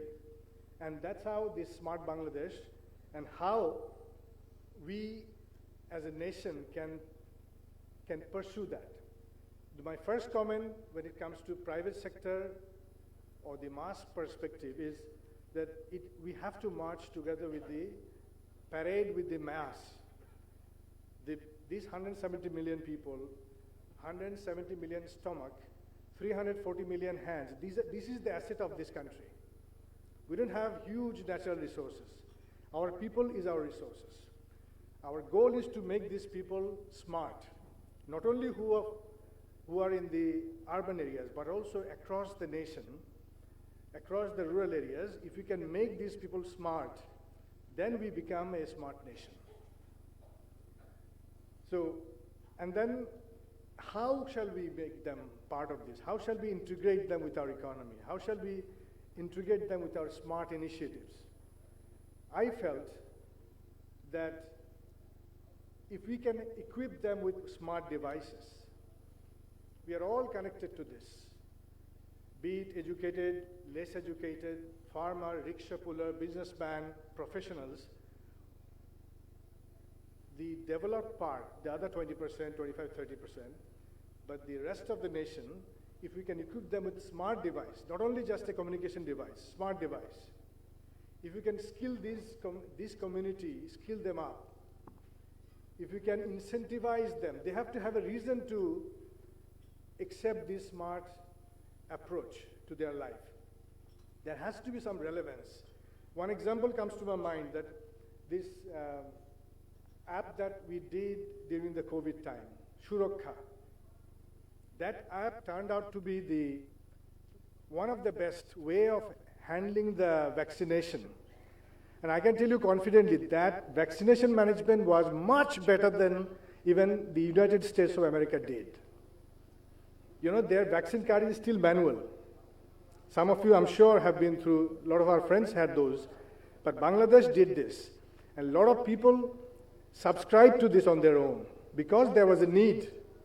And government helped. The smart people helped to have the general citizens register and take up the vaccination. So there was an incentive. For saving their lives, they needed to register. So for smart Bangladesh, for becoming smart society, for becoming smart citizen, we need to find the right incentive for the citizens. And there are certain opportunity triggers, you know. 52%, it's actually 51%, I checked it this morning. 51% population are females. And they're at large still not fully integrated with the whole ecosystem. A lot of them are behind. So we need to be mindful of this integration of this female population. They're outside, GDP doesn't include most of their productive works. We do not translate their work into the financial numbers.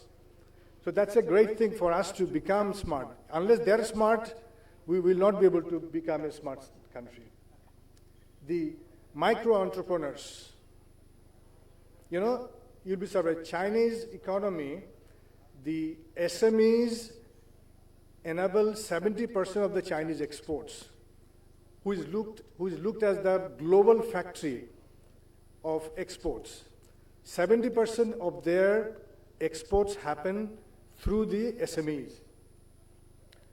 Similarly, I'll cut short. Similarly, if we are to take these mass people along, we need to make sure that we take care of their health. We need to make sure that for skilling up them up, we need to adopt the smart education. Earlier, two speakers mentioned about it. When we can take care of this mass, the smart journey, the smart citizenship, smart society is going to happen. The journey is to be driven by the private sector. I'm now coming to the relevance of my topic. It has to be driven by the private sector. And this is not just new. We have, as a nation, have seen it. There are a lot of good track records of our private sector. Impressive track record they have. The RMG textile, the banking industry, the telco, mobile financial services, large manufacturing, latest is pharma and also the electronic industry. All of these did great. These are all private sector driven growth. However, with the enablement support policy of the government. So this same private sector will be driving from the front, and for which we need to have some degree of good alignment. This time I would give credit to the government that, you remember, we also worked during when the digital Bangladesh was announced. But compared to that, at that time, a lot of people did not realize it, understand it until quite a long time. But this time, just after the announcement, there are a lot of initiatives for analyzing it. The concept is still at a defining stage. They have worked out a number of actions. Unless and until we integrate the private sector, the professionals, the experts, and by large the citizens, this will be difficult to achieve. Sector-wise strategy, roadmap. Each of the sectors, through their chambers, trade bodies, they need to work with the government to be able to agree what role they are going to play and what contribution, by which year, by which month, which quarter they are going to contribute. And these things need to be a very integrated program where the chambers, policymakers, experts would be involved. So compared to the 2009, 10, 11 Digital Bangladesh introduction time, I think we are better equipped. Our citizens have seen tracks of success. We need to work together now. There are a number of readiness, and many of you already know this, but still, even as private sector, we need to prepare ourselves for the journey. This is not only for our existence. Whoever is exporting, doing certain industrial leadership, they need to prepare themselves like they did in the last 10, 15 years in terms of digitization. Skilling up and digital-ready smart workforce. We need to produce experts, managers, leaders. This governance in the private sector is still at times, in many a times, is questionable. It's predominantly run by one or two guys. To be sustainable, we need to prepare levels of leadership and expert. Of course, the R&D and partnering with academias, smart systems and platform. I will give an example here. Well, I have a background of telecom. The way telecom industry understood and invested into the smart technology, none of the industry did. The closest one is probably banking, but then again, they never did even 10% what telecoms did. The banking do not know the customers. Many of you do banking, you'll realize they don't know you enough. So we have, and telecom is an example, though they have tens of millions of customers, they know precisely their customers. There is another industry who knows their customers. For example, the OTT players, the social media, for example, Facebook knows everything. Google knows everything because we use it. So smart system and platform we need to invest into that as private sector. And of course, smart collaboration. There are, as an economy, we have a lot of strengths. And we need to find our new strengths to diversify. This economy, to become a $1 trillion economy by 2040-41, we need to enlarge the pie. We need to create the right experts. So one good example came to my mind, the RMG. The way the government can patronize. This is like the governments, consecutive governments, literally did the best motherhood of an industry, which is RMG industry. You will not find any other industry where the patronship, guardianship of government has been such great. You see what result we have. The other example came to my mind. There is a noise.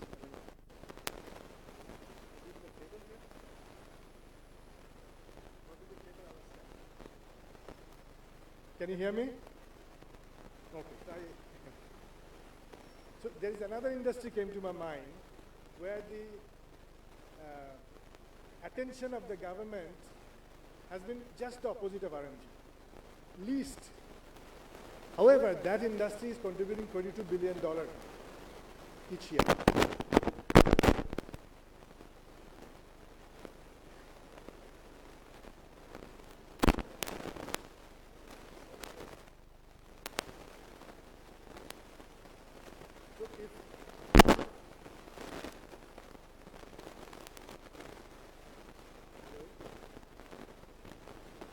Hello? Hello? This can be, yes, yeah. Thank you. So this exporting of almost unskilled workforce, that gave us $22 billion. And during COVID, when everything had to be shut down, we realized that this is literally a strong backbone of the economy of the country. And I have been expatriate myself, and I saw that these expatriates, especially these illiterate expatriates, they start facing problem from the airport of Dhaka.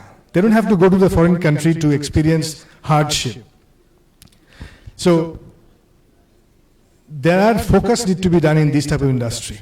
And if you can skill them up, high skilled or semi-skilled, then that 22 billion can be made 30 billion in very soon time, 5-7 years time. Likewise, diversity, and we all know ICT is a high chance. This can be a big opportunity for our country since we have young population. Micro players I mentioned. There are certain potentials we have, like pharma. There is an anticipation from the last business summit that they are going to touch the 100 million, or before that the RMG exports, which means this is very potential. We need to focus on high value industries. And there are countries who have been through the middle income graduation, at times got trapped in the middle income, something called middle income trap. Thailand is an example, Malaysia was there, Sri Lanka is an example. So we need to prepare ourselves so that we don't just get to a good platform and then get trapped there. Of course, we need to promote innovation, the earlier speaker said. Efficient ports, logistics, infrastructure. There are a lot of infrastructure happening now. But I read an article from a discussion of the business summit that between Dhaka and Chittagong, the average speed of a truck is 21 kilometers per hour. That's almost the speed of a bicycle, you know. And that is our gateway to the nation in terms of the export-import. The logistic cost is 30 times higher than what it is in neighboring countries. So there are a number of things we need to figure out as private sector, and then we need to seek the help of the government. This is one of the most important slides. I'll see 2 minutes here. There were a point about PPP. This PPP, you know, not the PPP we know. These PPPs are big PPPs, smart PPPs I'm talking about. We need to think on platform economy. There are a lot of good success we already have. And we just need to connect the dots. Connect the dots of the platforms or the successes we already have. Not everything has to be done in a new way. For example, the most connected, I mentioned a while back, the most connected industry of the world, of Bangladesh, for example, what comes to your mind? Telecom, cellular telecom, mobile financial service, Facebook. No one is even close to this. And we are talking about smart Bangladesh. We want our citizens to use smart way.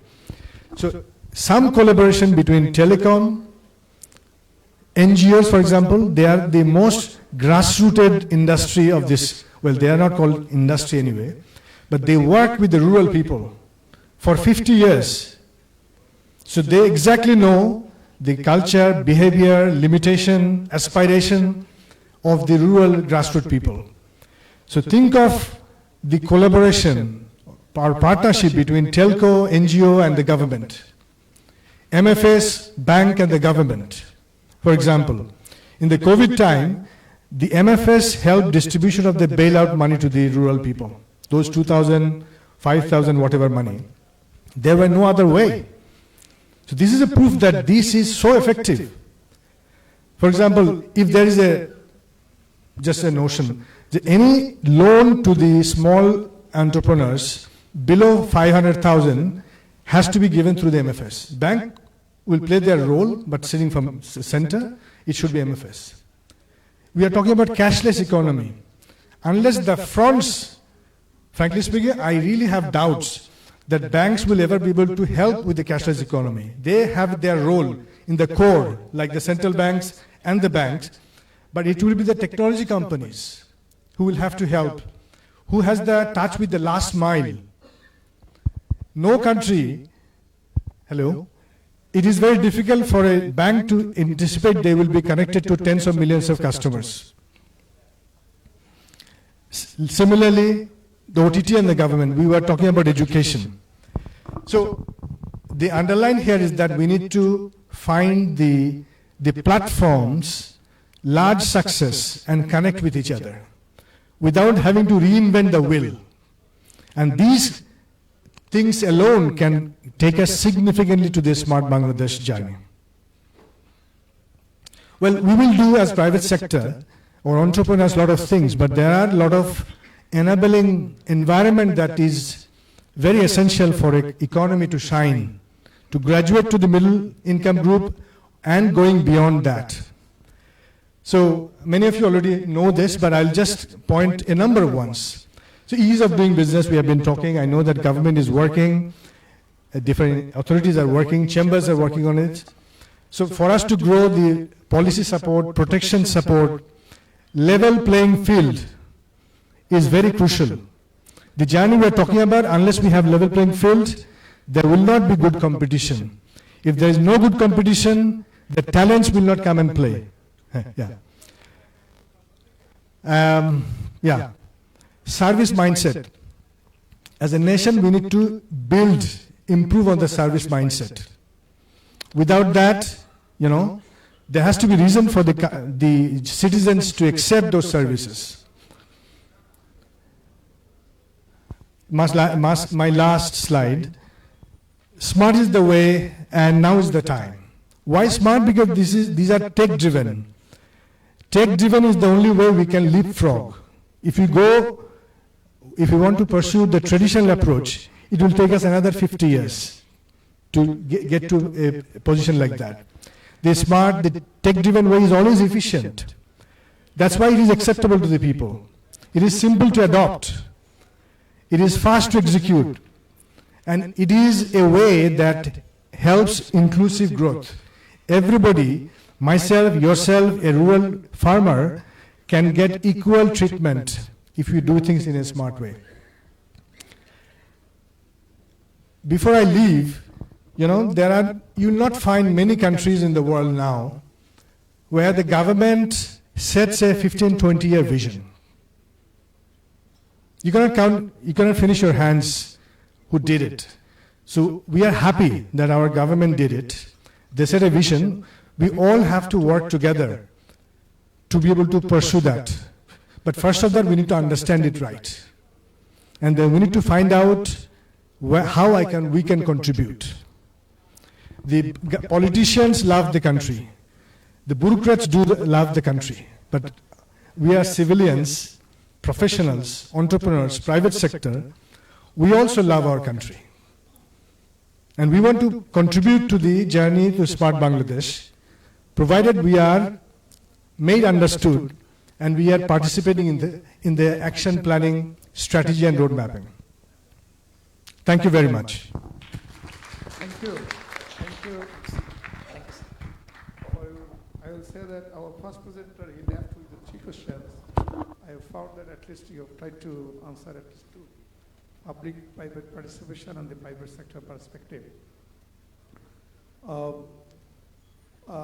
Ladies and gentlemen, we have to a bit, what we say that, our chief guest has to leave because of his preoccupation. That's why I request our panelists and our special guest to let's first listen to our chief guest today. He's very well-known personality of the country because as he acted or he served as a secretary to the Prime Minister office and not a what in Bangla Pathagoto secretary duty in Palan Karen nai. During his tenure, he proved his excellence in reform agenda the government pursued and actually really not undertaking point of view, really he got it implemented. One of the I will say that in civil bureaucracy, he brought the change when it has implemented what is known as APA, annual, the performance agreement system in Bangladesh civil service. I'm sure he will be remembered in Bangladesh administration and as well as I'll say in Bangladesh in the history in coming days. Mr. Azad now. He is a special envoy of Climate Vulnerable Forum, CBF, Presidency of Bangladesh, and a commissioner of Global Commission on Biodiversity by 2030. Besides, as a civil servant, Mr. Azad worked for different public and private sector like power and energy companies, banking and non-banking financial institutes, sports and aviation. He is also honored with various awards along with very prestigious Japan government's second highest award, Rising Sun Gold and Silver Star. So may I request our special guest, our chief guest today, Mr. Abul Kalam Azad, to kindly make his presentation, or may make his speech today. Thank you.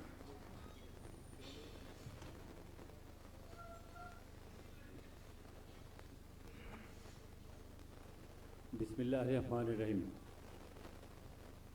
আজকের এই সেশনের chair এবং একই সাথে আইসিএবির মাননীয় সভাপতি mister Moniruzzaman and Humayun Kabir, মঞ্চে উপবিষ্ট স্পিকার্স, এক কথায় যদি বলি অল স্পিকার্স, আমি খুবই দুঃখিত যে আমাকে আগে চলে যেতে হচ্ছে। আমি আয়োজকবৃন্দকে বলেছিলাম যে আমি 3টে থেকে 5টা পর্যন্ত সময় দেব, কিন্তু আমার দুর্ভাগ্য হচ্ছে যে অনেকের বক্তৃতা আমি শুনতে পারলাম না। এটি শুধু বক্তৃতা শোনার জন্য না, এটি শেখার একটা বড় সুযোগ আমি মিস করলাম।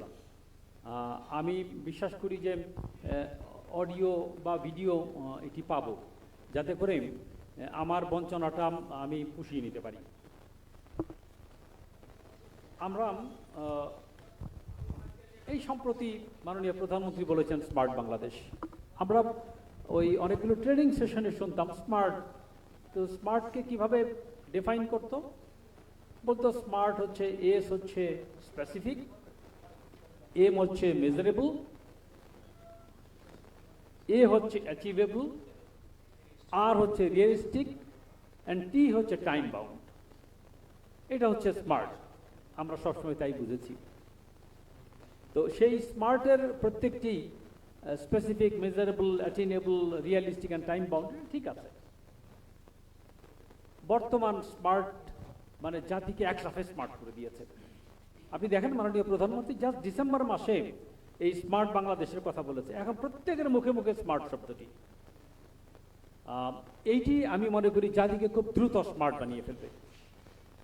আমরা স্পিকার সালাউদ্দিন, মিস্টার সালাউদ্দিনের কাছ থেকে শুনেছি যে what is concept of smart Bangladesh. একদম specifically smart economy, smart government, smart society and overall smart citizen. Smart citizen না হলে এই তিনটার কোনোটাই হবে না, গভর্নমেন্টও হবে না, সোসাইটিও হবে না, ডিকোনমিও হবে না। তাহলে প্রথম হতে হবে স্মার্ট সিটিজেন। আমি আপনি প্রত্যেকে স্মার্ট, অনেকেই আগে থেকেই অনেক স্মার্ট আছেন আপনারা। প্রাইভেট সেক্টর তো অনেক স্মার্ট, এখন গভর্নমেন্ট সেক্টরও অনেকখানি স্মার্ট হওয়ার চেষ্টা করেছে। যে একটু আগে ইউনিয়ন পারফরমেন্স এগ্রিমেন্টের কথা বললেন, সেটি দিয়ে অনেকখানি। আমরা কিনোট স্পিকারের পরে দুটো উপস্থাপনা শুনেছি। এটিতে পাবলিক সেক্টর কি করেছে, কি করবে, এবং লাস্ট মিস্টার শামসি তিনি প্রাইভেট সেক্টর কি করা উচিত, পাবলিক প্রাইভেট পার্টনারশিপ কেমন হওয়া উচিত, অনেকখানি বলেছেন। আমরা একটা গল্প করেছিলাম এসে ইন ইন্টারমিডিয়েট 3 কোশ্চেন। সেখানে প্রশ্ন ছিল যে সবচেয়ে গুরুত্বপূর্ণ ব্যক্তিকে, সবচেয়ে গুরুত্বপূর্ণ কাজ কোনটা, এবং সবচেয়ে গুরুত্বপূর্ণ সময় কোনটা। সালাউদ্দিন যেমন 3টি প্রশ্ন রেখে গেছে, মিস্টার শামসি এগুলোর উত্তর দেওয়ার চেষ্টা করেছেন। আমরা পড়েছিলাম যে সবচেয়ে গুরুত্বপূর্ণ ব্যক্তি হচ্ছেন আপনি, যিনি আমার সামনে এখন আছেন। সবচেয়ে গুরুত্বপূর্ণ কাজ কোনটা, এখন যে কাজটি করছি। আর সবচেয়ে গুরুত্বপূর্ণ সময় কোনটা, নাও, যেটি শামসি তার প্রেজেন্টেশনে বলেছেন। Really this are the correct thing, যে আমি যা করছি এটিকে যদি মন প্রাণ দিয়ে করি, এক্সেলেন্ট, তাহলে স্মার্ট বাংলাদেশ সহ ডেভেলপড বাংলাদেশ অবভিয়াসলি হবে। আমরা যদি বর্তমান সরকারের কার্যক্রমটাকে পর্যালোচনা করি, তাহলে খেয়াল করবেন 2009-এ বাংলাদেশ তখন মানে বিদ্যুতের দুর্ভিক্ষ, একেবারে বিদ্যুৎ নাই, নানা দিকে জঞ্জাল, নানা সমস্যা, কোনো উৎপাদন ব্যাহত হচ্ছে, জনজীবন ব্যাহত হচ্ছে। প্রথম টেনিয়রটা কিন্তু গভর্নমেন্ট 2009 থেকে 2013 পাওয়ারের উপরে ব্যাপক কাজকর্ম করেছে। সেকেন্ড টেনিয়র, যেটি 2014 থেকে 18, এইটি হয়েছে 100 ইকোনমিক জোন, এই dozens of hitech park. And third tenure, যেটি 2018 থেকে এই 2023 পর্যন্ত, সেটি হচ্ছে স্কিল ডেভেলপমেন্ট। এই তিনটির সমন্বয়েই কিন্তু স্মার্ট বাংলাদেশ। যদি যথার্থ পাওয়ার, যথার্থ ইনভেস্টমেন্ট অপরচুনিটিস অ্যান্ড যথোপযুক্ত ব্যক্তি এই কাজকর্মগুলো করার জন্য। একটা ছবি দেখেছি, এখনো দেখি সময় পেলে, বাচ্চাদের ছবি, ক্যাপ্টেন প্ল্যানেট। ক্যাপ্টেন প্ল্যানেটের থিম সংটা যদি খেয়াল করেন, সেটি হচ্ছে সেই আগুন, সেই বাতাস, সেই পানি, সেই এগুলো মিলেই হচ্ছে শক্তি, উৎপাদন, ইনোভেশন। আমাদের তো তাই, যে এখন যা যা কিছু প্রয়োজন, বিদ্যুতের কথা বলেন, শতভাগ বিদ্যুৎ, হ্যাঁ বিদ্যুতে আরো অনেক কাজ করতে হবে, থেমে গেলে চলবে না। ঠিক একইভাবে 100 ইকোনমিক জোনস এবং প্রায় ধরেন যে 50-এর অধিক হাইটেক পার্ক এবং স্কিল ডেভেলপমেন্টে আমাদের অনেক দূর যেতে হবে। প্রত্যেকটি কাজকেই গভর্নমেন্ট গুরুত্ব দিয়েছে এবং আরো বেশি গুরুত্ব দিয়ে সামনে এগোতে হবে। এখন কথা হচ্ছে যে এই যে ডেভেলপড বাংলাদেশ, আমাদের বাংলাদেশের ড্রিম ট্র্যাজেক্টরিটা কি? 2021-এ আমরা মধ্যম আয়ের দেশ হব, 2030-এ এসডিজি বাস্তবায়ন করবো এবং উচ্চ মধ্যম আয়ের দেশ হব, 2041-এ উন্নত দেশ হব, 2071-এ স্বাধীনতার 100 বছর এবং 2100 ডেল্টা প্ল্যান, সমৃদ্ধ বাংলাদেশ। এই যে ড্রিম ট্র্যাজেক্টরি, এই 21, 30, 41, 71, 2100, এই যে স্বপ্ন, এই স্বপ্ন এমন স্বপ্ন যে স্বপ্ন আপনাকে আমাকে ঘুমাতে দেবে না। ভুল করব, পথে করোনা অথবা করোনার চেয়ে আরো ডিভাস্টেটিং অনেক কিছুই আসবে, সাইক্লোন, ঘূর্ণিঝড়, দুর্ভিক্ষ, নানা রকম। কিন্তু এই যে ফিনিক্স পাখির মতো সেই ছাই থেকে উড়ে গিয়ে উন্নয়ন, খেয়াল করেন যে করোনাকালীন পৃথিবীর কত দেশ তারা মাইনাস গ্রোথে গেছে, বাংলাদেশ তো তৎপর করে সামনে গিয়েছে। 2019-এর যেখানে আমাদের গ্রোথ রেট ছিল 8.15, এখন আমরা 7-এর কাছাকাছি, আবার এই করোনার মানে ব্যাপক ডিভাস্টেশন পরেও। প্রায়শ কথা আসে যে বাংলাদেশ অনেক দূর করেছে, আর কি করতে পারবে? অবশ্যই এই যে স্বপ্ন, এই যে ড্রিম ট্র্যাজেক্টরি, এই ড্রিম ট্র্যাজেক্টরিতে আপনাকে ঘুমাতে দেবে না, আপনাকে জাগিয়ে রাখবে। আপনি প্রতিনিয়ত, আপনি আমি সকলে মিলে কাজ করবো এবং উন্নয়নের চরম শিখরে পৌঁছাবো। আমাদের ভারতের অর্থমন্ত্রী একটা কথা বলেছিলেন, সেটা হচ্ছে যে আমরা পারবো না কেন? তার কারণ এই ভারত, বাংলাদেশ তার অংশ ছিল এটি, যে টোটাল গ্লোবাল ইকোনমির 20 থেকে 24% মালিক ছিল আজ থেকে প্রায় 400-500 বছর আগে। কিন্তু যখন ব্রিটিশ চলে যায় এই দেশ ছেড়ে, তখন ভারত ছিল অনলি 3.5% মালিক। তাহলে 16.5% অথবা 20.5% কোথায় গেল? এটি তারা নিয়ে গেছে। শুধু তারা না, পৃথিবীর বহু জাতি নিয়ে গেছে। অ্যাট দি সেম টাইম আমরাও নিজেদেরকে অনেক ডিপ্রাইভ করেছি। আমরা প্রথম শিল্প বিপ্লব টাচ করিনি, দ্বিতীয় শিল্প বিপ্লবে আমরা অংশগ্রহণ করতে পারিনি, তৃতীয় শিল্প বিপ্লবের শেষ দিকে একটু এসে ধরেছি আমরা কম্পিউটার, তথ্য প্রযুক্তি। খেয়াল করেন, যখন স্টিম ইঞ্জিন আসলো, এখনো আমাদের রেল লাইন, অনেক জেলা রেল লাইন দেখা নেই।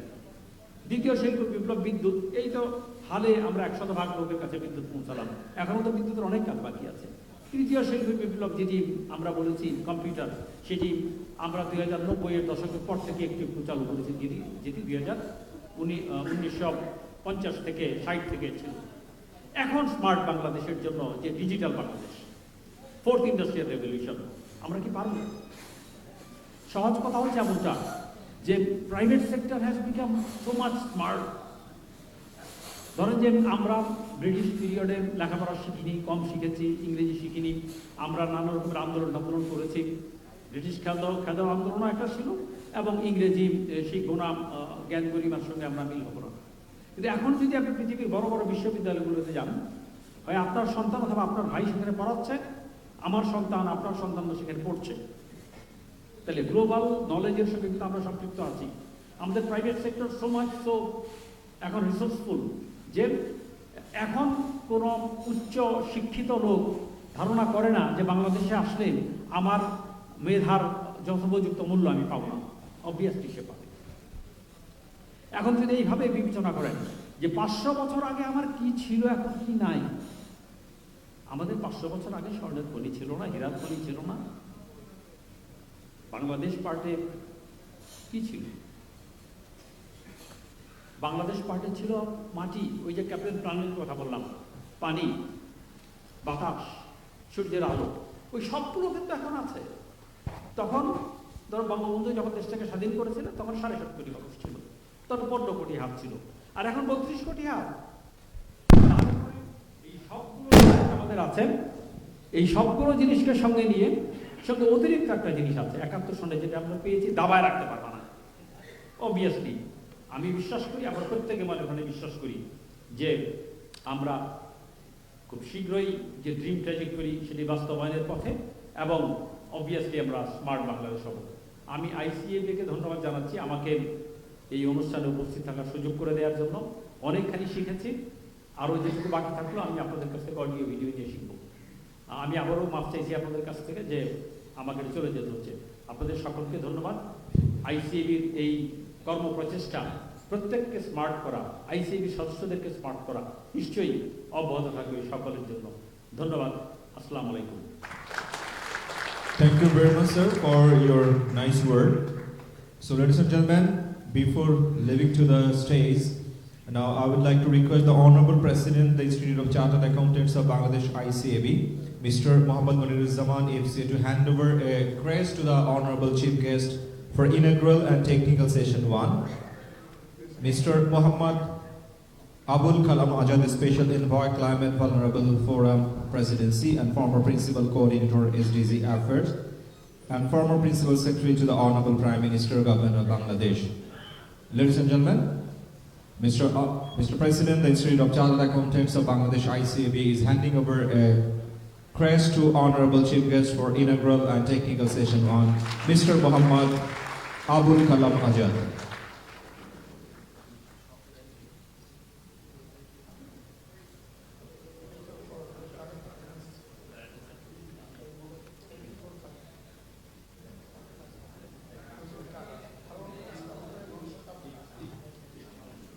Thank you very much, sir. And now again, may I request the Honorable Session Chair, Mr. Mohammad Humayun Kubri, FCA Council Member and Past President, ICAB, and Chairman Organizing Committee, to continue the session. Please, sir. Thank you. Now, let's start listening to our honorable panel speakers. First among those, I am very happy to introduce Mr. Mahatabuddin Ahmed. Many of you know, today he is a different person, but you know he is the one in Daily Star every day, if I am not mistaken. You will find his column. And beside that, I know, many of you know, he was an outstanding student of Dhaka University from the same faculty where I actually graduated before him. And he's, for introducing at least what he worked for Unilever, a multinational company in Bangladesh. And later on he joined a telecom company. Today you heard about Shamsi, who was served as a deputy CEO of Grameen. But actually to make another company, really, I will say that in a public limited, true size public limited company, Mr. Mahata was the, I think, instrument making the Robi XCTL, bringing in a public, converting as a truly public limited company. He is a distinct corporate leader with a stellar reputation built over 3 decades. After almost 2 decades of successfully working with Unilever, he joined the telecom sector. He became CEO Robi XCTL, the first in the history of Bangladesh for a local citizen to take the top job of a multinational telecom company. He is currently, he has set up, I think, his own company, consultancy firm. Now also he is serving as a Vice President ICAB, Institute of Postal Management of Bangladesh. And let's listen to Mahata today on the subject, a Smart Bangladesh by 2041.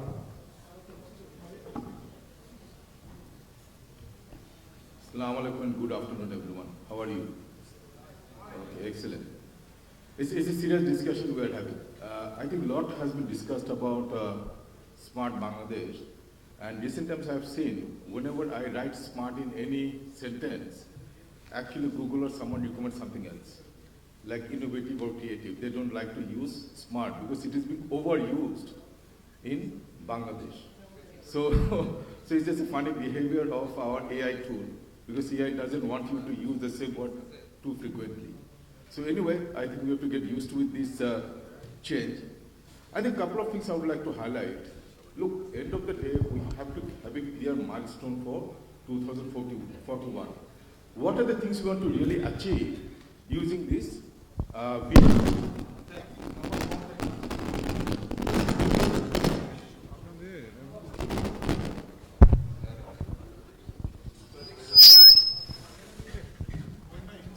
I think Sheraton has to really work on the sound system. Okay. Thank you. I think a couple of things we need to focus on. What do we want to achieve by 2041? What does it mean to us? You know, there are too many broad level things we have been discussing. There is nothing specific. I'm sorry for what I'm saying, but I think that's the reality. Say, for example, what can be specific? If we say it will be a cardless, cashless, digital economy, and this we want to achieve within the next 5 years or 10 years, there is something we can say, there's specific things we can expect out of this smart vision. Similarly, we can say, how can we achieve cardless or cashless economy? Unless we achieve 100% connectivity. When I say connectivity, it's telecom connectivity. And you'll be surprised to know, even today, less than 60% of the population has managed to get connectivity. It means more than 40% is not connected today.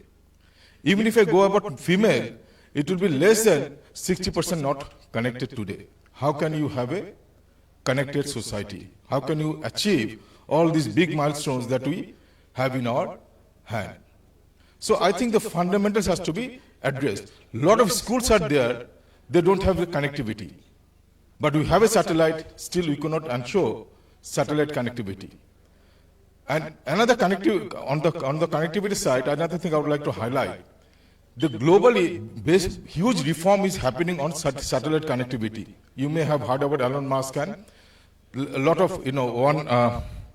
what is another one, European one. So a lot of investment is happening on low orbit satellite, and it will be working as a connectivity tool. And I don't see enough of it being discussed in Bangladesh. So these will be the instrumental to have a smart society. And another thing, I'm not sure as a society we are ready for that. Our life will be very, very transparent. It will be, and I'm telling you it's transparent because I've seen how China has evolved over a period of time. When they digitalize things, whether it is fintech area or it is edutech area, things get transparent. And it's so transparent that you cannot even think of it. And if I use a simple example of transparency, I think I used it in the past as well. If you just think about it, you have a robot in your house which can, detect light. And anyone comes and, the son has come, return home in the evening and asking, father is asking, where did you go? He says, Dad, আমি তো গ্রুপে লেখাপড়া করতে গেছিলাম বলার সাথে সাথে robot একটা slapped on the face of the son because he was lying. Then he was asked, father asked, why did you slap? Then the father asked, tell me the truth, what's happening? So he said, Dad, actually I went out for a date with my girlfriend. Then father said, oh my God, during our time we did not even heard of the term girlfriend. And the robot slapped on his face too. And nearby mother said, like son, like father. And she got the slap too. So anyway, it's a joke, but the reality of the matter is, transparency is something we are not used to as a country. And that transparency is coming and it is inevitable. Are we ready for that kind of transparency? And if you say smartness will come without transparency, it's never going to happen. It's an essential part of that, and I think we're heading towards the right direction. Our country, our leaders are showing the right vision, but we have to make it very, very specific. What does it mean to us? What does it mean to me? And the last thing I would like to say, I think as a country we have created a lot of infrastructure, digital infrastructure. If you say, we have just heard, more than 150,000 schools has smart classroom facilities. Do they have teachers? Unfortunately, they don't. We have more than 25 software parks or high-tech parks. Do you have enough people to run those parks? Unfortunately, not. So another area that we should focus as a part of this journey is we have infrastructures, if not 100%, maybe 60-70% level, but we don't have people to run and use this infrastructure. Unless we focus on these areas, it may be quite difficult for us to reach to that vision. But I think we're on the right track. If we focus on the right activities in the right way, inshallah, we'll reach there. Thank you very much.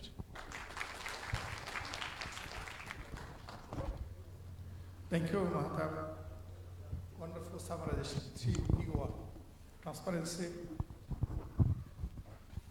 and the last two words you said, to reach to the destination, it needs the people, their skill, and obviously the infrastructure, the means, we need them. Now our panel discussion is one of the lady discussion. This is Samira Zubaira Himika, sorry, the pronounce is very difficult. Ms. Samira, let me address her in that way. She is one of the top Bangladeshi women entrepreneurs leading technology, creative and impact venture in Bangladesh. And before becoming an entrepreneur, Ms. Samira worked as Deputy Head of Communication at BBC World Service Craft and UNDP. She is currently the Vice President of the FX Trade Body for Software and IT Enable Services for the tenure of 22-23 to to lead the policy promotion, growth and development of members of the SIS and ICT industry of Bangladesh. Let's now, may I request Ms. Samira, please. Hello, আসসালামু আলাইকুম সবাইকে। আমি বাংলায় বলছি। একটু পরের দিকে কথা বলবার সুবিধাটা একটু নিব। আমি খুবই কম বলতে চাই। আমি খুব প্রাইভেট সেক্টর কেন্দ্রিক একজন মানুষ হিসাবে আজকে কথা বলতে চাই।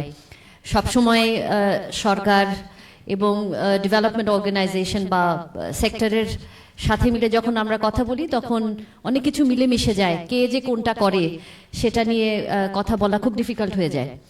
আমার মনে হচ্ছে যে আমি বেসিসে আমাদের প্রায় 2000 আইটি কোম্পানি আমাদের মেম্বার, এবং সেখানে ছোট সাইজের কোম্পানি থেকে শুরু করে বড় সাইজের কোম্পানি সবাই আছেন এবং সবার বিভিন্ন ধরনের সক্ষমতা আছে।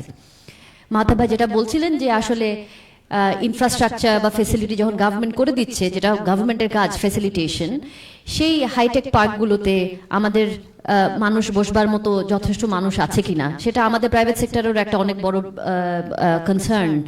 যে গ্র্যাজুয়েট যারা বেরোচ্ছে তাদেরকে আমরা ইন্ডাস্ট্রিতে অ্যাডপ্ট করতে পারছি কিনা, কতখানি রেডি হয়ে আসছে। সো এডুকেশন সিস্টেম স্মার্ট বাংলাদেশের সাথে আসলে এডুকেশনের যে মেন্টালিটি, R&Dর মেন্টালিটি, ইন্টেলেকচুয়াল প্রপার্টির মেন্টালিটি, এগুলোকে সিঙ্ক করা বা এগুলো নিয়ে কথা বলাটা মনে হয় খুবই প্রয়োজন।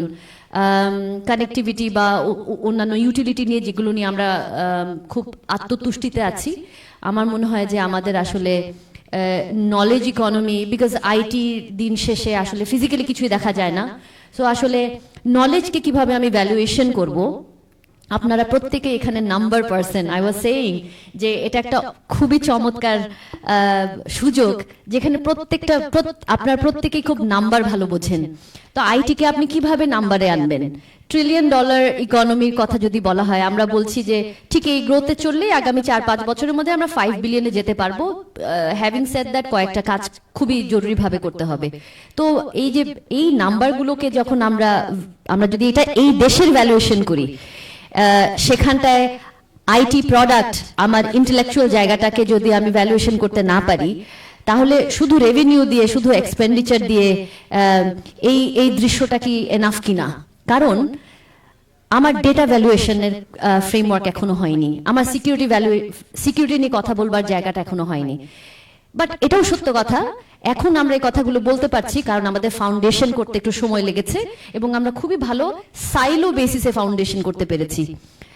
সরকার করেছে, প্রাইভেট সেক্টর করেছে, ইন্ডাস্ট্রি, আমি বুঝাতে চাচ্ছি বড় বড় ম্যানুফ্যাকচারিং ইন্ডাস্ট্রি, তাও তাদের মতো করেছে।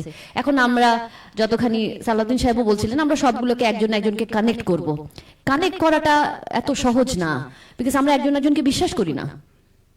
প্রাইভেট সেক্টর কে গভর্নমেন্ট কতখানি বিশ্বাস করে, কতখানি কোলাবোরেট করছে, পিপিপি মডেল নিয়ে আমরা কথা বলছি, বাট আমরা বিভিন্ন ধরনের ফাইন্যান্সিয়াল ইনস্ট্রুমেন্ট তৈরি করছি না, আমরা বন্ড বা সভরেন অন্যান্য সিকিউরিটি নিয়ে কথা বলছি না।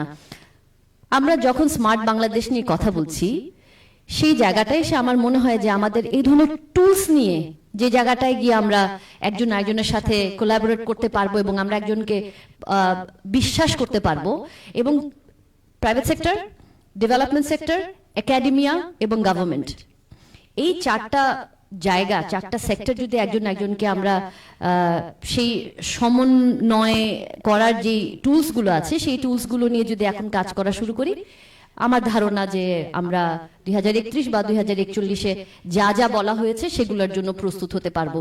এই ফোরামটাতে আমাকে ইনভাইট করার জন্য আমি থ্যাংক ইউ ভেরি মাচ। আমি একমাত্র এসেছি সত্যি কথা বলতে যে ব্রিলিয়ান্ট মানুষদের মাঝখানে যদি একটু কথা বলেও যদি এই বিষয়টাকে একটু ডিফারেন্টলি বলতে পারি, তাহলে হয়তো আপনারা আপনাদের জায়গা থেকে সেই কাজগুলো করতে পারবেন। Thank you so much. Actually, you are a wonderful lady and you spoke so wonderfully. I would say that we are rather enriched what we have talked to us, and I'm sure our audience has recognized you also expertise on this area.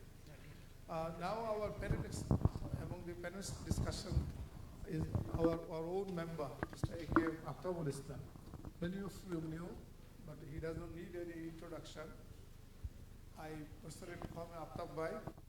you know, many things he did is fast. He is among the, I will say, one of the first chartered accountant who, in fact, throughout his career, spent in IT-related field. He began his career with USA-based multinational IT company, NCL Corporation, and later he became the president of Bangladesh Computer Society Committee, and he was the president of MCHAM. Now he is involved with many corporations. The board of Let's listen to our own member, Mr. Aftabul Islam. Thank you. Thank you, Mr. Session Chair, Mr. Humayun. Ladies and gentlemen, it's a proud privilege and great honor to be here as one of the discussants on a subject that has been, a paper has been presented by, one of the best papers has been presented by Mr. Salahuddin, and I'm spellbound to see the papers in a very brief he has submitted. Thereafter, our Mr. Ghosh has given the progress of the government, the pre-government preparedness about catching up the 2041 scenario. And honestly, let me give my thanks to Salahuddin. Salahuddin, I will go home today as a wiser man, because I am also a IT freak, not an expert like Himana, but I am a hardcore supporter of the IT system, and started my career with IT firms, but not IT professionals like here the guru, Mr. Kamal Kadir. Smart Bangladesh Vision is a comprehensive plan that outlines the country's aspiration to become a developed and prosperous high-income status nation by 2041. That's the aspiration for the nation.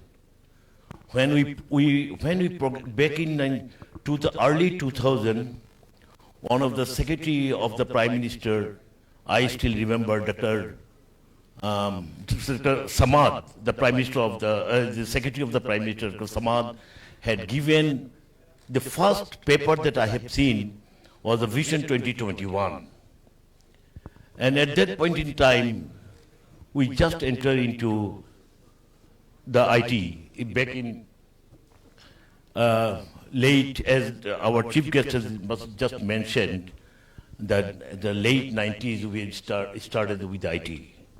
So, but honestly, in 2021, we have seen that we have progressed to a middle income country. That's great. But we have still 20 years time to fulfill our today's vision, high income status by 2041. Are we ready? Our roadmap has been drawn, or the journey will be beginning soon? That is my question today. Mr. Salahuddin has given three years vision, 2025, 2031, and 2041. But roadmap has not been drawn yet. Or if roadmap has been drawn, the journey is yet to begin. There is a scenario, the vision of 2021. Ladies and gentlemen, if I remember, in the early 60s, the economic indicator of a country's economic strength was measured by the usage of the sulfuric acid, H2SO4. And the strength of the country is also being measured by the usage of the steel iron. Ali Hossain Akbar Bhai will be very happy. That was the strength of a nation to be measured by usage of sulfuric acid, usage of the steel iron, and thereafter per capita motor vehicles, per capita hospital bed, and car per capita. That was the time back in 60s. But with the advent of the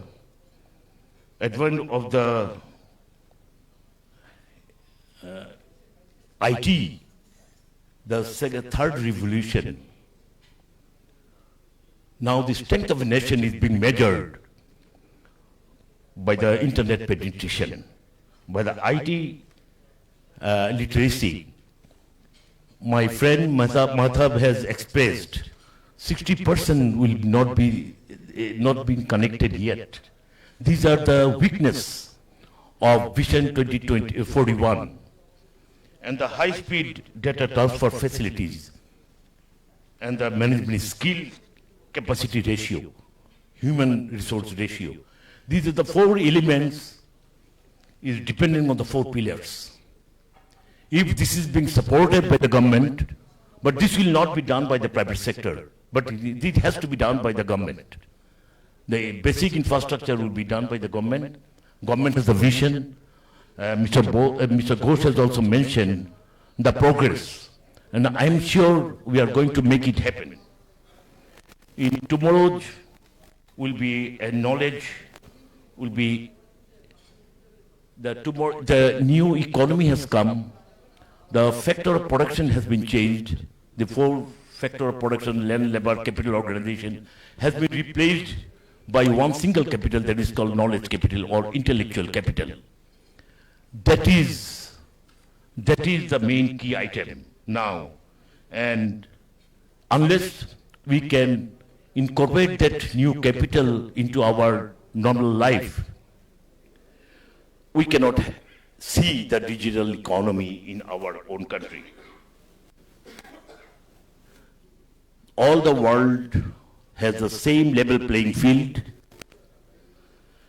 and if the enabling situation is being given to any country, they can also achieve anything.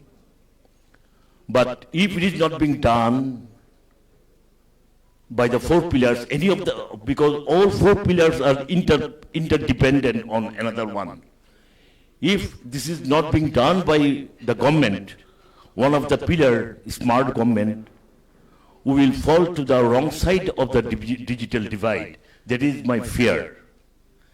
And the other point, I can now see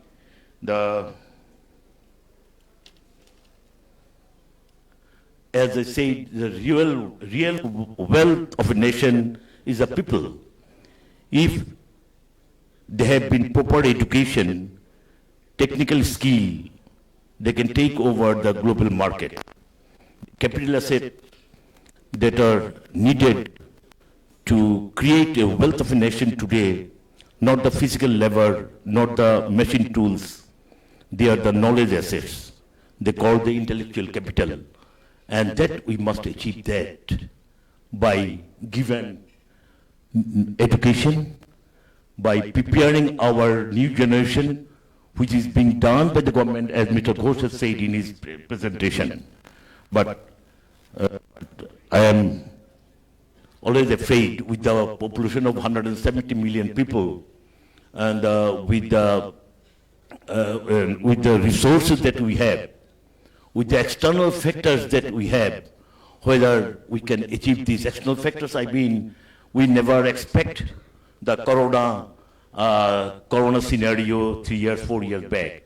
We didn't expect the Russia and the Ukraine things, which has really slowed down the economy. The growth rate of the country was excellent, the way it was going. If you calculate with the discounting cash flow, as they say, then we can easily achieve that amount of per capita income. It is not very far. Bangladesh is a very resilient country. I'm sure we can get it done by ourselves. How many minutes I have? 1 minute or 2 minutes? I'm closing. I am concluding my discussion by saying that, ladies and gentlemen, along with the blue color and white color, you have heard, we have the blue color with the white color. But in Bangladesh, there is the emerge of new color. They are gold color. They are gold color and they are 6.5 lakh, Mr. Ghosh said. Those are the young generation, young boys and girls, wearing the gold collar. They are working day and night without moving from the country. They are working at night, taking the full advantage of the geographical time zone. They are working at night in the virtual reality. These are another source of income that has been coming to our kitty. That is another opportunity for Bangladesh to achieve these objectives.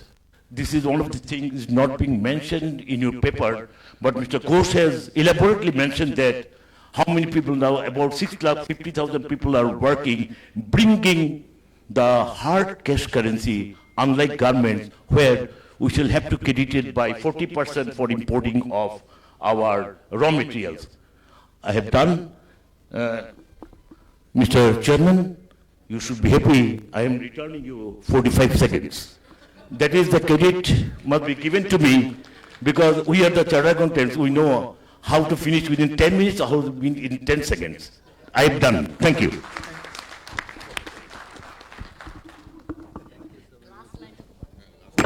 May I now request Mr. Habibullah and Kori.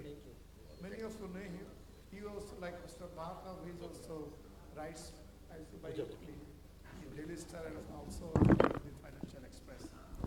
He is, Mr. Kori is the founder and CEO of Techno Heaven Company Limited. He graduated from Yale University and also attended the executive program at Stanford University. He has written paper which has got published in, I think, in Commonwealth Minister's reference book section. Also, he co-authored a book titled Going Digital, Realizing the Dream of a Digital Company for All. Actually, he also worked for the different association and the chamber. He is currently the vice president of Metropolitan Chamber of Commerce also. Mr. Habibullah, let's listen to Mr. Habibullah.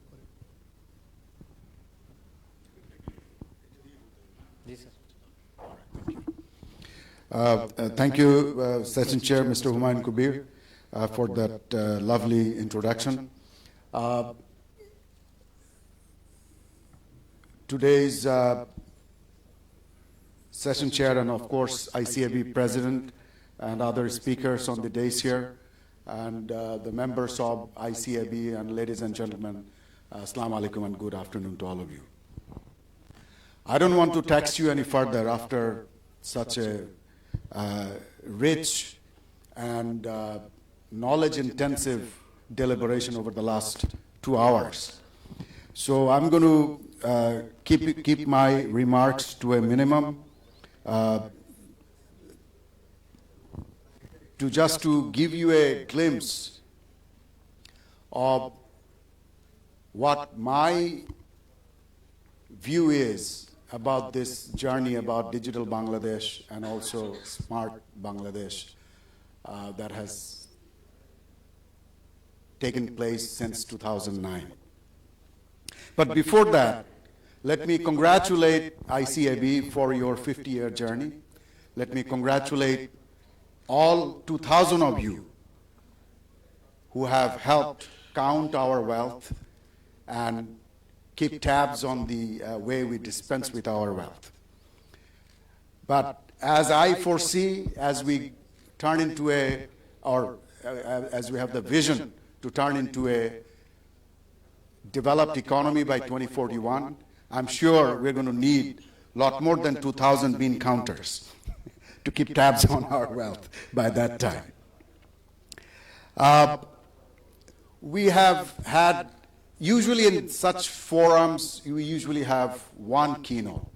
But true to your nature as keeping tabs on everything, you have crammed 3 very rich keynotes from Mr. Salahuddin, Dr. Bicorno, and Mr. Rahan Shamsi. Well, while Mr. Salahuddin focused more on vision and the policy perspective, Dr. Bicorno focused on the digital devices and the infrastructure perspective, and Mr. Rahan Shamsi focused on the macroeconomic and private sector perspective.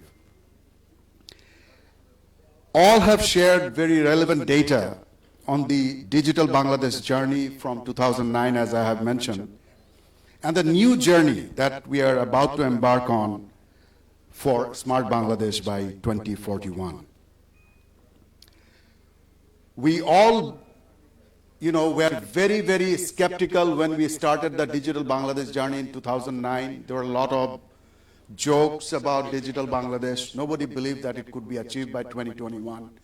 But despite all the skeptics, despite all the hurdles on the way, Bangladesh did achieve digital Bangladesh. Not only that it has spawned many emulators around the world.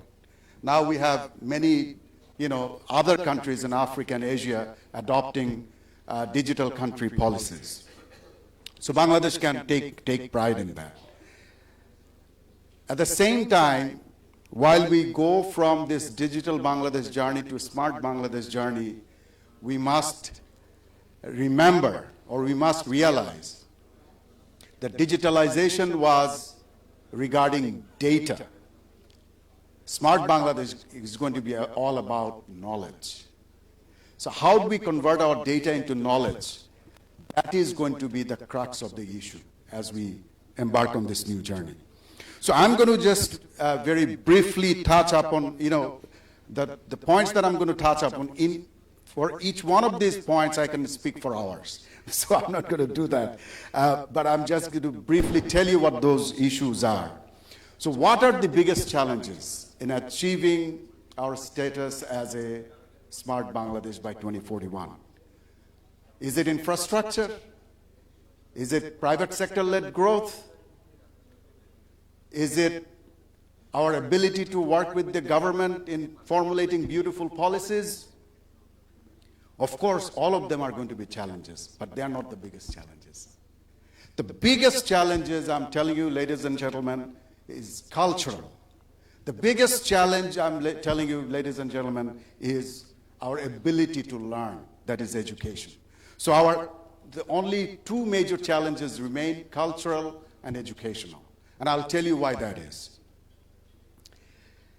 First of all, a digitalization culture requires letting go of controlling mindset. As accountants, we have that mindset. As civil servants, we have that mindset. Even as private entrepreneurs, we have that mindset. Let's not exclude ourselves. So a digitalization culture means that we have to let go of that controlling mindset. Number 2, we have to accept that automated checks and validations can take care of many of our supervisory roles, many of our clerical work that we do for manual checks and validations. So we have to accept that. We have to accept that machines can do that. Automation can take care of that. Number 3, we have to get habituated to working without physical interaction. Very, very difficult. It's easier said than done. Not only in Bangladesh only. I have done business in USA, I have done business in UK, I have done business in many parts of the world. Everywhere, this is a major challenge, let me tell you, ladies and gentlemen. It is not as easy as we think it is. So we have to get to accept these new norms, these new habits. And finally, digitalization culture means having empathy for your fellow humans, for your fellow human beings, while treating technology simply as enablers. Technology does not do anything for you. It only enables you to do things.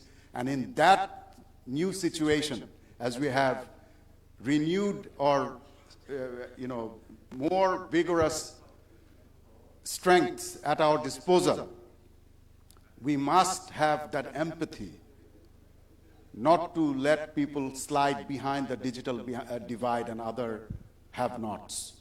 So we must have more empathy. So these are the cultural requirements of digitalization. Now, what are the educational requirements? There are also, I've summarized it to only 4 points similarly. So smart education requires, number one, and this is something that, Steve Jobs, the founder of Apple, he always used to say this, connecting the dots between islands of knowledge. It's good to have a lot of knowledge, but when they are separate islands, it doesn't help you. It only helps you when you can connect those dots and make something bigger than the pieces. Number two, smart education requires that you have to discover new paradigms for paperless work environments. Again, another very difficult thing to do. It's easier said than done. We say that we'll have paperless offices. Do you know of any country in the world that has achieved that? None till today. This is in 2023. So it is, as I said, it's very easy to say these things, but very difficult to achieve. It requires cultural change. It requires new way of looking at things. So this is number two, discovering new paradigms for paperless work environments. Number three, making seamless integration between our real, that is our physical world, and the virtual, that is the meta worlds. Again, we see both worlds side by side. Sometimes we confuse one for the other. We have to learn to coexist in both the worlds. And that is something that we got to learn. It will not come to us naturally, let me tell you. And the number four, smart education would require that we have to adapt faster and faster to technology, especially to technological evolution. Why? It took 100 years for electricity to be spread across the world and get us to use it properly. It took us only 10 years to go from landlines to nationwide mobile phones. It will probably take 1 year for, artificial intelligence tools like ChatGPT or GPT-4 has already come out to take hold in the whole world. So as you can see, from 100 years to 10 years to 1 year, obviously, human body is not adapted to this kind of evolution that fast. So in order for us to adapt to this kind of technological evolution, we must accept and learn how to use man-machine extensions. Like, Elon Musk, the founder of Tesla, he also has a neurological technology company where he is developing neural inserts into our brain that will help us, become smarter, that will help us become to compete with artificial intelligence with our natural brains. So these are things that we need to adapt to. So the 4 elements of digital culture and 4 elements of smart education. In summary, of course, I can talk about many other points as well. But if we can, concentrate on these 4 things, I remember my Yale psychology professor used to tell us that, people can remember only 5 things at a time. Maybe it's because we have 5 digits on our hands. but I'm asking you to remember only 4 things. So if you can do that, I believe that when you celebrate your 100th year of ICAB, Bangladesh will be a developed economy, an evolved nation that is not only smart, but maybe a role model for the rest of the world. Thank you all, ladies and gentlemen.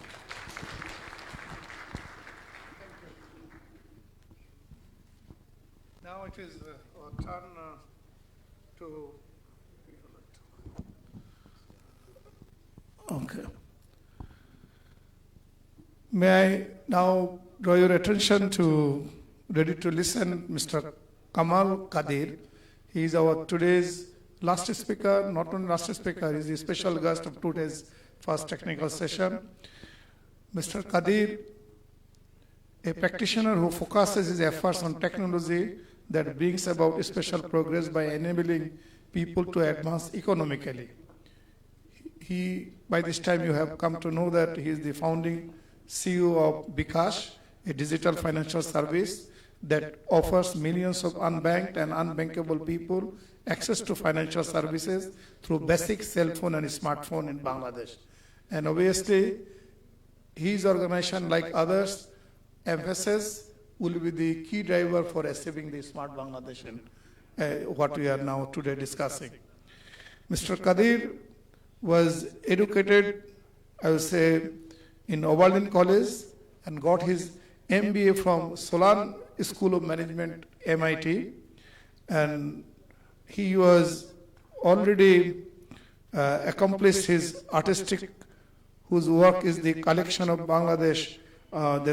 He got awarded, tech awarded in 2007 for applying technology to benefit humanity. So let's today, Mr. Kadir, let's listen to his speech. You may need to take this mic. I think this is safer. Thank you. Thank you. Well, it's a very generous introduction. See, we live in an age-driven society. Okay, and এই রুমে যারা উপস্থিত আছেন আর মঞ্চে যারা আছেন এদের অনেকের কাছে আমি অনেকবার প্রফেশনাল হেল্প নিতে গেছি অথবা উপদেশ নিতে গেছি। ওইদিকে সরে যাব? আচ্ছা, উপদেশ থাকি যতক্ষণ। আচ্ছা, তো উপদেশ নিতে গেছি। I remember Rahan Bhai, Mahatat Bhai, and also আমি তো একটা রেগুলেটেড সার্ভিস প্রোভাইড করি। তো আমাদের রেগুলেটরের গভর্নেন্সে যারা আছেন আফতাবুল ইসলাম সাহেব, so in this and of course Habibullah Karim ভাই, I mean when we were very young we heard about this Bangladeshi guy who is starting a technology company. It was him. We were all inspired by him. And I see the professional help. I see my very favorite Nesar Bhai here. I got many help from him at many level, starting from the early days of Bikash. So in presence of them, asking me to sit in the middle is a kind of drishtata. Okay, and I felt quite embarrassed, but I also respect the organizers' wishes. So thank you very much. I'm going to make it very brief. My first introduction to the word chartered accountant came from my mother. Whenever our neighbors, they had some people were visiting them for Jokko Patro, তাদের বাসার মেয়েদের জন্য, আমার মাকে নিয়ে যাওয়া হতো as a guide, মুরব্বি হিসেবে। So my mother used to come back and say যে এরা সবাই সিএ পড়ছে বাট কেউ সিএ পাস করা না। ওকে, তো I am very happy to hear that today there are 2000 এর বেশি চার্টার্ড অ্যাকাউন্টেন্টস আছে বাংলাদেশে। আমার সিএ পড়ার সৌভাগ্য হয়নি, কিন্তু there are 6 chartered accountants. They work in Bikash where I work. So it's a tremendous resource base যে হিসাব ঠিক রাখা, and for a compliant service responsible to cater 67 million people, we have to be হিসাব ঠিক রাখতে হবে। And I'm at the presence of central bank's governing body member, I want to say that what we do, the fundamental element of our work is maintaining hishab. And the chartered accountants play a very important role. And so I'm very কিছু একটা হলো for this profession and the service you are providing to society and particularly to us. Smart Bangladesh নিয়ে কথা বলতে যে অনেক আলোচনা হচ্ছে, সুতরাং আমি আর বিস্তারিত যাব না, বাট চারটা বেসিক মৌলিক জিনিসের উপরে স্মার্ট বাংলাদেশ কিছু একটা হচ্ছে আবার, হ্যাঁ আচ্ছা, চারটা মৌলিক বিষয়ের উপরে স্মার্ট বাংলাদেশ দাঁড়িয়ে থাকবে। একটা হচ্ছে স্মার্ট সিটিজেন, চারটা লিখে এনেছি। Smart citizen. Now, brain power is democratically distributed. এটাকে কিভাবে ধার দেওয়া হচ্ছে তার উপর ডিপেন্ড করবে how smart they would be. Anytime I meet an investor, I no longer hear, will I get gas connection in Bangladesh? Or do you have electricity supply? What I am hearing from the investors is that at the universities in Bangladesh teaching proper computer science classes, is applied chemistry or applied physics কোন course পড়ানো হচ্ছে সেখানে। তো it's very important যে এই smart Bangladesh করার পিছনে ওইদিকে আমরা নজর দিই।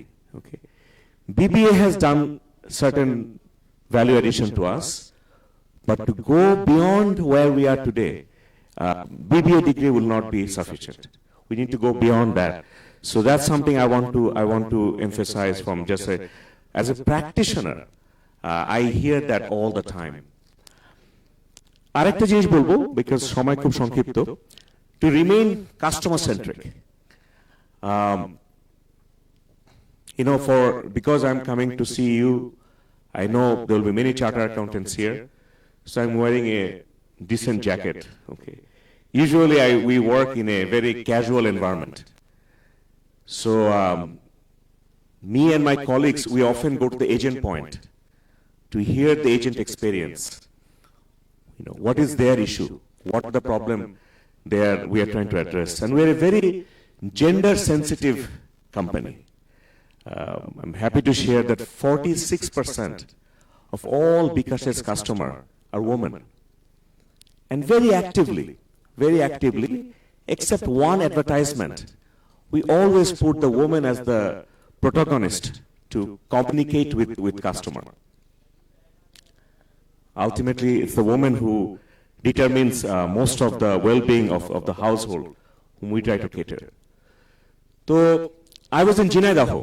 I was standing next to an agent, sitting in fact, having a cup of tea, and someone came, a lady, to cash out.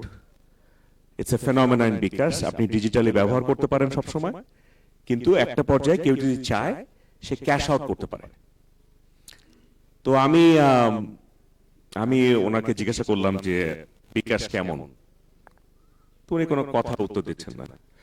তো উনি দেখলাম ক্যাশ আউট করছেন 200 টাকা। bKash ট্রানজাকশন করে খুব স্মল টিকেট সাইজ দিয়ে, কিন্তু 200। তো I was intrigued even further, so I said যে আপা এই টাকা কিসের? তখন উনি উত্তর দিলেন যেটা বাজারের টাকা। তো আমি again I've said that 200 টাকা খুব কম। তো আমি বলছি যে bKash কেমন? তো উনি আবার কোনো উত্তর দেন না। তো আমি আবার বলছি যে আপা bKash কেমন? তো বলছে বেশি ভালো না। এটা বলে উনি হেঁটে চলে যাচ্ছেন। তো আমি তখন ওনার পিছু পিছু যাওয়া শুরু করলাম। তা আমি ওনাকে বলছি যে কোনো সমস্যা আছে? তো উনি আমার কথা কোনো উত্তর না দিয়ে নিজেই বেশ গজগজ করে বলছেন যে আমার স্বামী আর আমার ছেলে দুজনেই ঢাকায় রিক্সা চালায়।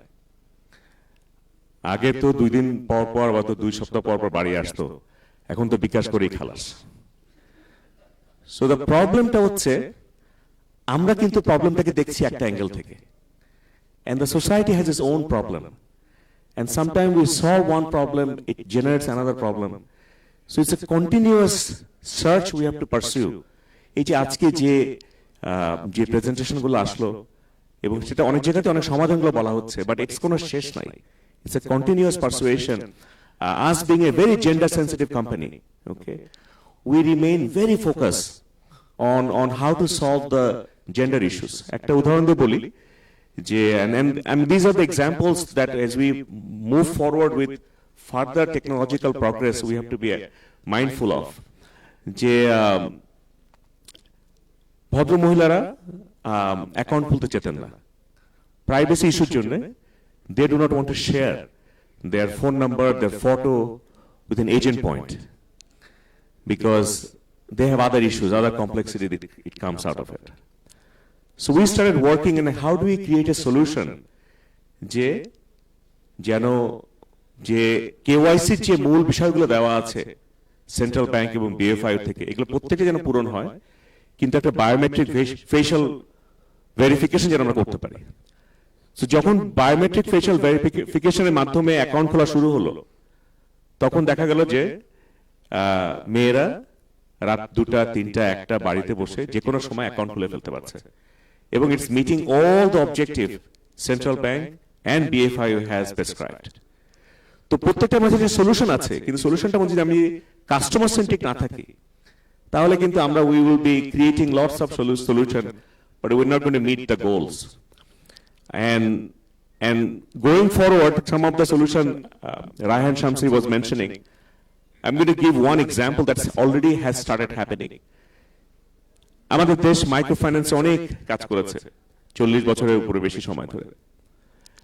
তো এই যে কোলাটারাল ফ্রি লোন, খুব সামান্য টাকার জন্য, এটার জন্য অনেক সময় দেখা যায় যে যিনি লোন নিচ্ছেন ওনার ধর্ণা দিতে হচ্ছে বা একটা পারসুয়েশনের মধ্যে যাচ্ছে।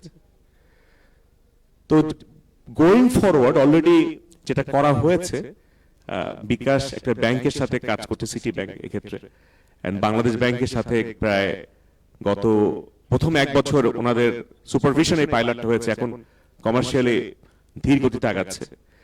যে একটা গ্রাহক তার নিজের ব্যবহারের যে হিসাব আছে, যে সে একদিন একটা দোকানে দাম দিয়েছিল, এয়ার টাইম কিনেছিল বা বিদ্যুতের বিল দিয়েছিল বা মাকে টাকা পাঠিয়েছে, এই তথ্যগুলোর হিসাবে, এই তথ্যগুলোর বিচারে সে যখন একটা লোনের জন্য অ্যাপ্লাই করবে, সেই লোনটা ইমিডিয়েটলি তথ্যর অ্যাসেসমেন্টের ভিত্তিতে, অ্যালগরিদমের ভিত্তিতে সেই লোনটা সে ইমিডিয়েটলি সে হাতে পাচ্ছে। তো অলরেডি 110 কোটি টাকার লোন কিন্তু এভাবে সাধারণ জনগণ পাচ্ছে, এবং প্রত্যেকটা 20,000 টাকার নিচে। ওকে, তো এর জন্য 3 in the morning একজন লোক যখন একটা রিক্সাওয়ালা রিক্সা ভেঙে গেছে, সে আর আগাতে পারছে না, কিন্তু তার যদি ডিজিটালি ট্রানজাকশন করার হিসাব থাকে, সেই হিসাবগুলোর ভিত্তিতে কিন্তু আমি হয়তো এটা এক্সপ্লেন করতে 2 মিনিট সময় নিলাম, ন্যানো সেকেন্ডে she is getting her or his money. Okay, and the financial institutions under the regulation of central bank is giving the loan, and with the right the interest rate বা whatever হিসাব যে মাত্রাগুলো বেঁধে দেওয়া হয়েছে। একইভাবে ধরুন আজকে একজন যদি কেউ একটা মুরগি বিক্রেতা, মুরগি বিক্রি করার পরে তার কিছু টাকা হলো, সে কিন্তু ডিজিটালি বিকাশের মাধ্যমে বা পরবর্তীতে এই ধরনের বিভিন্ন সেবার মাধ্যমে ওই রাত্রে বেলাতেই অ্যাকাউন্ট খুলতে পারছে, এবং টাকাটা একটা ফাইন্যান্সিয়াল ইনস্টিটিউশন, যারা কিনা একটা ব্যাংকিং প্রতিষ্ঠান, যেখানে গ্রাহকের অর্থ নিরাপত্তা দেওয়ার পূর্ণ সিস্টেম দাঁড় করানো আছে, সেই ফাইন্যান্সিয়াল ইনস্টিটিউশন বিকাশে না, কিন্তু ওই ব্যাংকটাতে তখন টাকাটা জমা রাখতে পারছে। তো এগুলোই কিন্তু প্রযুক্তির বিভিন্ন উদাহরণ, যেটা কিনা অলরেডি আমাদের দেশে অ্যাডপ্টেড হচ্ছে। তো সুতরাং ওই শুধু একবার যদি বাড়িতে টাকা পাঠালাম, ওখান থেকে কিন্তু বিকাশ অনেক আগে গ্রাজুয়েট করে গেছে, এবং ভবিষ্যতে যে সার্ভিসগুলো আসবে তারাও কিন্তু ওই ধরনের থেকে বেরিয়ে যাবে অনেক আগে, এবং এর থেকে আরো অনেক অ্যাডভান্স জিনিস আমরা দেখব। আমি একটা লাস্ট একটা গল্প দিয়ে শেষ করি। মানে গল্পটা বিষয়টা এরকম যে তার আগে বলি গল্পটা কে বলেছিল। Kaushik Basu, former chief economist of the World Bank, বাঙালি মানুষ। তো এরকম একটা ছেলে, একটা লোক টুপি বিক্রি করছে। তো টুপি বিক্রি করতে করতে 100 বছর আগের কথা, সে টায়ার্ড হয়ে রমনা পার্কে ঘুমিয়ে গেছে। তো যখন ঘুম থেকে উঠেছে তখন দেখে যে একদল বানর তার সব টুপি নিয়ে কাছে কাছে ঘুরে বেড়াচ্ছে। তো উনি তখন তো হকচকিয়ে গেলেন যে কি করব, তার তো জীবিকা এটার উপর ডিপেন্ড করছে। তো ওনার নিজের মাথায় একটা টুপি ছিল, সেই টুপিটা সে খুলে তখন মাটিতে ফেলে দিল। তখন একটা বানররা সব এটা দেখে তারাও একটু ভড়কে গেল, যেহেতু নিজে থেকেই ফেলে দিচ্ছে, এটা মনে হয় ডেঞ্জারাস জিনিস। তারাও তাদের সব মাথায় যে টুপি ছিল বা হাতে যে টুপি ছিল তারাও ফেলে দিল। তখন এই ভদ্রলোক টুপিগুলো সব কালেক্ট করে বাড়ি চলে গেল এবং বাড়িতে যে তার এই বুদ্ধির কথা সে তারিফ করে তার ছেলে মেয়ে সবাইকে বলল। তো বলার পরে সবাই শুনলো, তারাও শিখলো। এর থেকে 50, 60, 70 বছর পরে তার নাতি একদিন টুপি বিক্রি করছে। সেও বিক্রি করতে করতে ওই রমনা পার্কে টায়ার্ড হয়ে ঘুমিয়ে গেছে। তার যখন ঘুম ভেঙেছে দেখে একদল বানর সব টুপি নিয়ে গাছে গাছে ঘুরে বেড়াচ্ছে। তো উনি তখন ওনার সেই বুদ্ধি আসলো ওনার মাথায়, দাদা যা বলেছিল। তখন তার যে শেষ সম্বল, তার যে টুপিটা ছিল সেটাও খুলে ছুঁড়ে ফেললো মানুষ সামনে।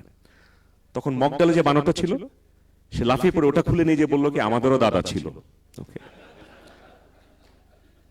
সো দ্য পয়েন্ট হচ্ছে একই স্টোরি, একই trick cannot be applied. We have to continuously re-engineer, re-examine ourselves and figure out the new solutions. Thank you very much. Thank you. Thank you. আমরা স্মার্ট বাংলাদেশ ভিশনের কথা শুনতে গিয়ে স্মার্ট পিপলদের কাছে তাদের স্মার্ট বক্তব্য শুনলাম। আমাকে অনেকেই প্রশ্ন করেছে এর মধ্যে যে চার্টার্ড অ্যাকাউন্টেন্টরা শব্দ দুইটা, চার্টার্ড আর accountant, how they come into the picture of smart Bangladesh. I was thinking that how to actually ওনাদের ইনকুইজিটিভটা কিভাবে ফিট করা যায়। তো I was recollecting in my memory lane. আমাদের ইনস্টিটিউটের একদম প্রেসিডেন্ট ছিলেন, many of you know, mister Badrul Hasan. He started his career, many of you know, যারা আমার জেনারেশনের আগে, what is today Janata bank, তার প্রিডিসেসর ব্যাংক ছিল ইউনিয়ন ব্যাংক অফ পাকিস্তান। সেই ইউনিয়ন ব্যাংক, ইউনাইটেড ব্যাংকের যে কম্পিউটার প্রোগ্রামিং ছিল 60s এর শেষের দিকে, তার তৎকালীন দিনে ফোটরান, কবল এবং সেই কম্পিউটার প্রোগ্রামার ছিলেন বদরুল হাসান। যে হিজ কেরিয়ার, যিনি হচ্ছে chartered accountant. Sahebzada Sayed Farizuddin Ahmed, very senior chartered accountant in United স্টেটসের সিটি কর্পের। He was a certified data analyst in those early 60s। আমি এই কথাটা বললাম শুধু যাদের ইনকোয়ারি তাদের জন্য না, যারা আমার সামনে বসে আছেন, এই প্রোগ্রাম দেখবেন আগামী দিনে chartered accountant, you have a glorified আপনাদের পাস্ট চার্টার্ড অ্যাকাউন্টেন্টস যারা এই ফিল্ডে কন্ট্রিবিউট করেছেন। আমার সামনে অনেককে দেখতেছি যারা এই ফিল্ডে কাজ করছেন। আমি একটা আমাদের past president Khasru, Atique Rabbani, many of in the dais, যাদেরকে দেখতেছি। আমি বিশ্বাস করি আজকের ডিসকাশন যেটা শুরু করেছি আমরা, এটাতে যে শব্দটা জার্নি, এই জার্নি টুয়ার্ডসে, এটা journey means continuity is there. আমরা প্রোগ্রামটা একটু ডিলে শুরু করেছি, একটু কথাবার্তা বলতে ডিলে হয়েছে, বাট আশা করি ফার্স্ট সেশনে আমাদের যে অবজেক্টিভ ছিল, at least our preparedness, what the government perspective and the private perspective কে যে কথাটা হাবিবুল্লাহ এন্ড করিম বলতেছিলেন, ডট দি কানেক্ট, যেখানে কম্পার্টমেন্টাল হতে চিন্তা কাজটা প্রোগ্রেসটা হচ্ছে। কিন্তু একটা এই আমাদের আইসিবির প্রয়াস হলো এই কম্পার্টমেন্টগুলি একটা ডট লাইনের মাধ্যমে এক জায়গায় আনা। আমরা মনে করি, আমি বিশ্বাস করি আপনারা যারা উপস্থিত হয়েছেন, আমরা আজকে সেই কাজটা করতে পেরেছি। আমি এই পর্যায়ে মাইক্রোফোন আমাদের আজকে সিও জনাব সুভাষিসকে অনুরোধ করব তার বক্তব্যের মাধ্যমে একটা ক্রেস্ট ডিস্ট্রিবিউশনের আগে এবং তারপরে আমাদের হাদি সাহেব এই প্রোগ্রামের থ্যাংক ইউ প্রোগ্রাম সারবেন। আমার তরফ থেকে একটু বিদায়, সিও সাহেব আপনি ক্যান টেক ওভার ক্রেস্ট। আচ্ছা, ওকে, thank you very much, Session Chairman. Rest পরে নেবে আমার কাছ থেকে। We have our special guest here and other distinguished speakers and respected members of the ICAB and ladies and gentlemen who are present here. I have got nothing to say here, but just to pay my gratitude to all of you for your kind presence. But what I would like to say is that we are just going to achieve Smart Bangladesh by 2041. What I want to say here is that it is not a very difficult job for us. As we can remember our past, we became the only country in the world to fulfill all the three criteria in order to become a graduated economy. It's the only country in the world. No other country in the world fulfilled all the three criteria together to become a graduated economy. So that is our history. And we have got a very glorious history like this. And we want to achieve 2041 very easily, very smoothly. As we know that we have got a blue economy, we have got a vision 2100, we have got another vision 2071. So all these visions could be fulfilled with the demographic dividend, with the digitalization program undertaken by the government. The government has taken this program with the view that this should take over other sectors of the economy, especially the RMG sector. And as we have said here, that this sector can earn an unprecedented amount of export income, because this does not have any raw materials to import. We have got our own raw materials, we have got our own resources, we have got our own skill. Only thing is that we have heard that education is necessary, cultural development is also necessary. We have to adapt and we have to adapt to the changing circumstances of the world. If we can adapt that, in that case we can achieve it. And the value addition will be more or less 95 to 100%, because we don't have to spend any money on any ingredients. So that's the whole thing. And I believe that, as you know, I am not going deep into the details of the program. And our another program is on $1 trillion economy. That is also important for us. And we will be covering all other aspects. And the speakers are very expert in this line. We have invited all the speakers who are working relentlessly in all those areas. So with these few words, I would like to again express my gratitude to all of you for being present as a part of the Golden Jubilee of the ICAB. We will be holding many programs throughout the year, and very important programs will also be held after the half of this year. So we in advance invite you to be present in those programs in order to make all those programs successful and for cherishing the memory in your life. Thank you very much for being present with us. Thank you, sir. Mr. Shubhashish Bose, Chief Executive Officer, the Institute of Chartered Accountants of Bangladesh. So, ladies and gentlemen, before the vote of thanks, may I request the Honorable President, the Institute of Chartered Accountants of Bangladesh, ICAB, to hand over a crest to special guest today for the inaugural and technical session on Mr. Kamal Kadir, Chief Executive.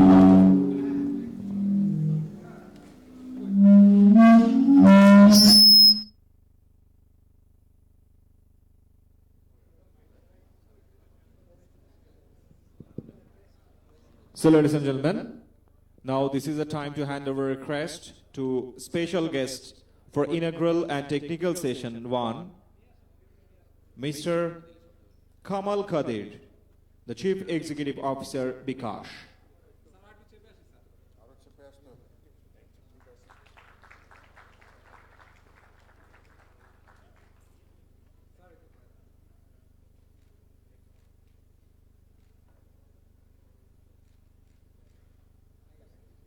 Thank you, sir. Now this is the time to hand over a crest to one of the keynote speakers of technical session 1, Mr. Muhammad Salahuddin, Project Analyst, Deputy Secretary of Aspire to Innovate Program A2I, Government of Bangladesh. Ladies and gentlemen, Mr. Muhammad Salahuddin, the keynote speaker, will receive a memento.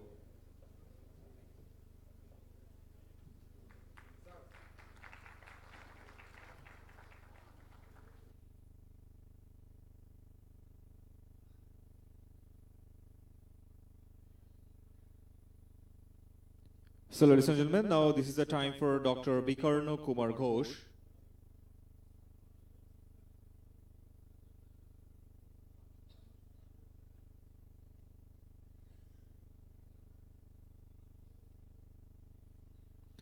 Now, may I request Mr. Ahmed Rahan Shamsi FCA, Chairman and CEO, Devotech Technology Park Limited.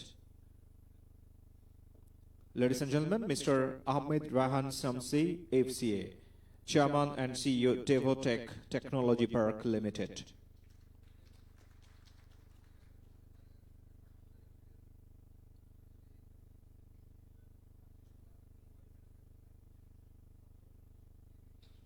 Ladies and gentlemen, now may I request the panel speakers. First, Mr. Mahtabuddin Ahmed FCMA, Vice President ICMAB, to receive a memento. Ladies and gentlemen, Mr. Mahtabuddin Ahmed FCMA, Vice President ICMAB.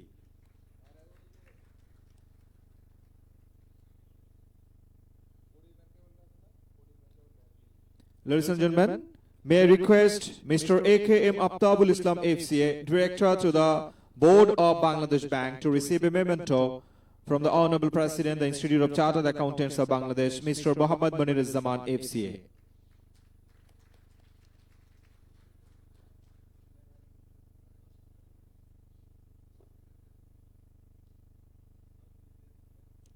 Ladies and gentlemen, now may I request Mr. Habibullah N. Karim, Vice President MCCI and Managing Director and CEO Technohaven Company Limited, to receive a memento from Honorable President, the Institute of Chartered Accountants of Bangladesh, ICAB. Mr. Habibullah N. Karim, Vice President MCCI and Managing Director and CEO Technohaven Company Limited.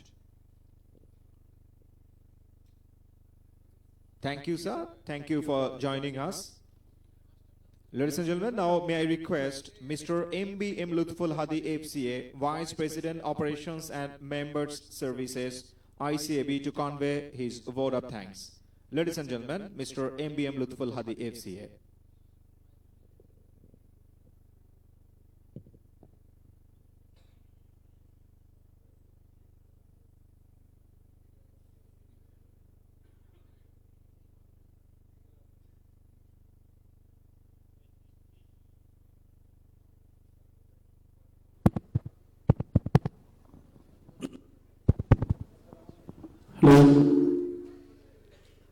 Assalamu alaikum and good afternoon, everyone.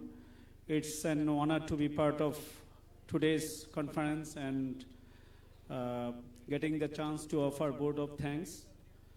I would not talk much about anything about Smart Bangladesh. After such an in-depth presentation, resourceful discussion, and valuable observations. At the end of technical session 1, on behalf of ICAB, I would like to extend my heartfelt gratitude to our esteemed chief guest for taking time out of his busy schedule and gracing this session. I convey my deep regards and hearty thanks to Honorable Chief Special Guest for being here with us today. Thank you, sir, for your simple but thought-provoking address. I would like to express my profound gratitude to our session chairman, sir, for his constant support and guidance to shape this conference and making this session a success. I want to extend my generous thanks to the keynote paper presenters for giving an in-depth presentation and enriching the spread of our knowledge about the journey to 2041. I would like to convey my sincere gratitude and thanks to the panel discussants for their resourceful discussion and making this session interesting and meaningful. I'd like to take this opportunity to thank the sponsors for their support and joining hands to organize this conference. Finally, I am very thankful to the President, past presidents, council members, fellow members of ICAB, members of organizing committee, ICAB officials, journalists, and other guests present here today. Thank you once again for becoming a part of this technical session. Thank you very much.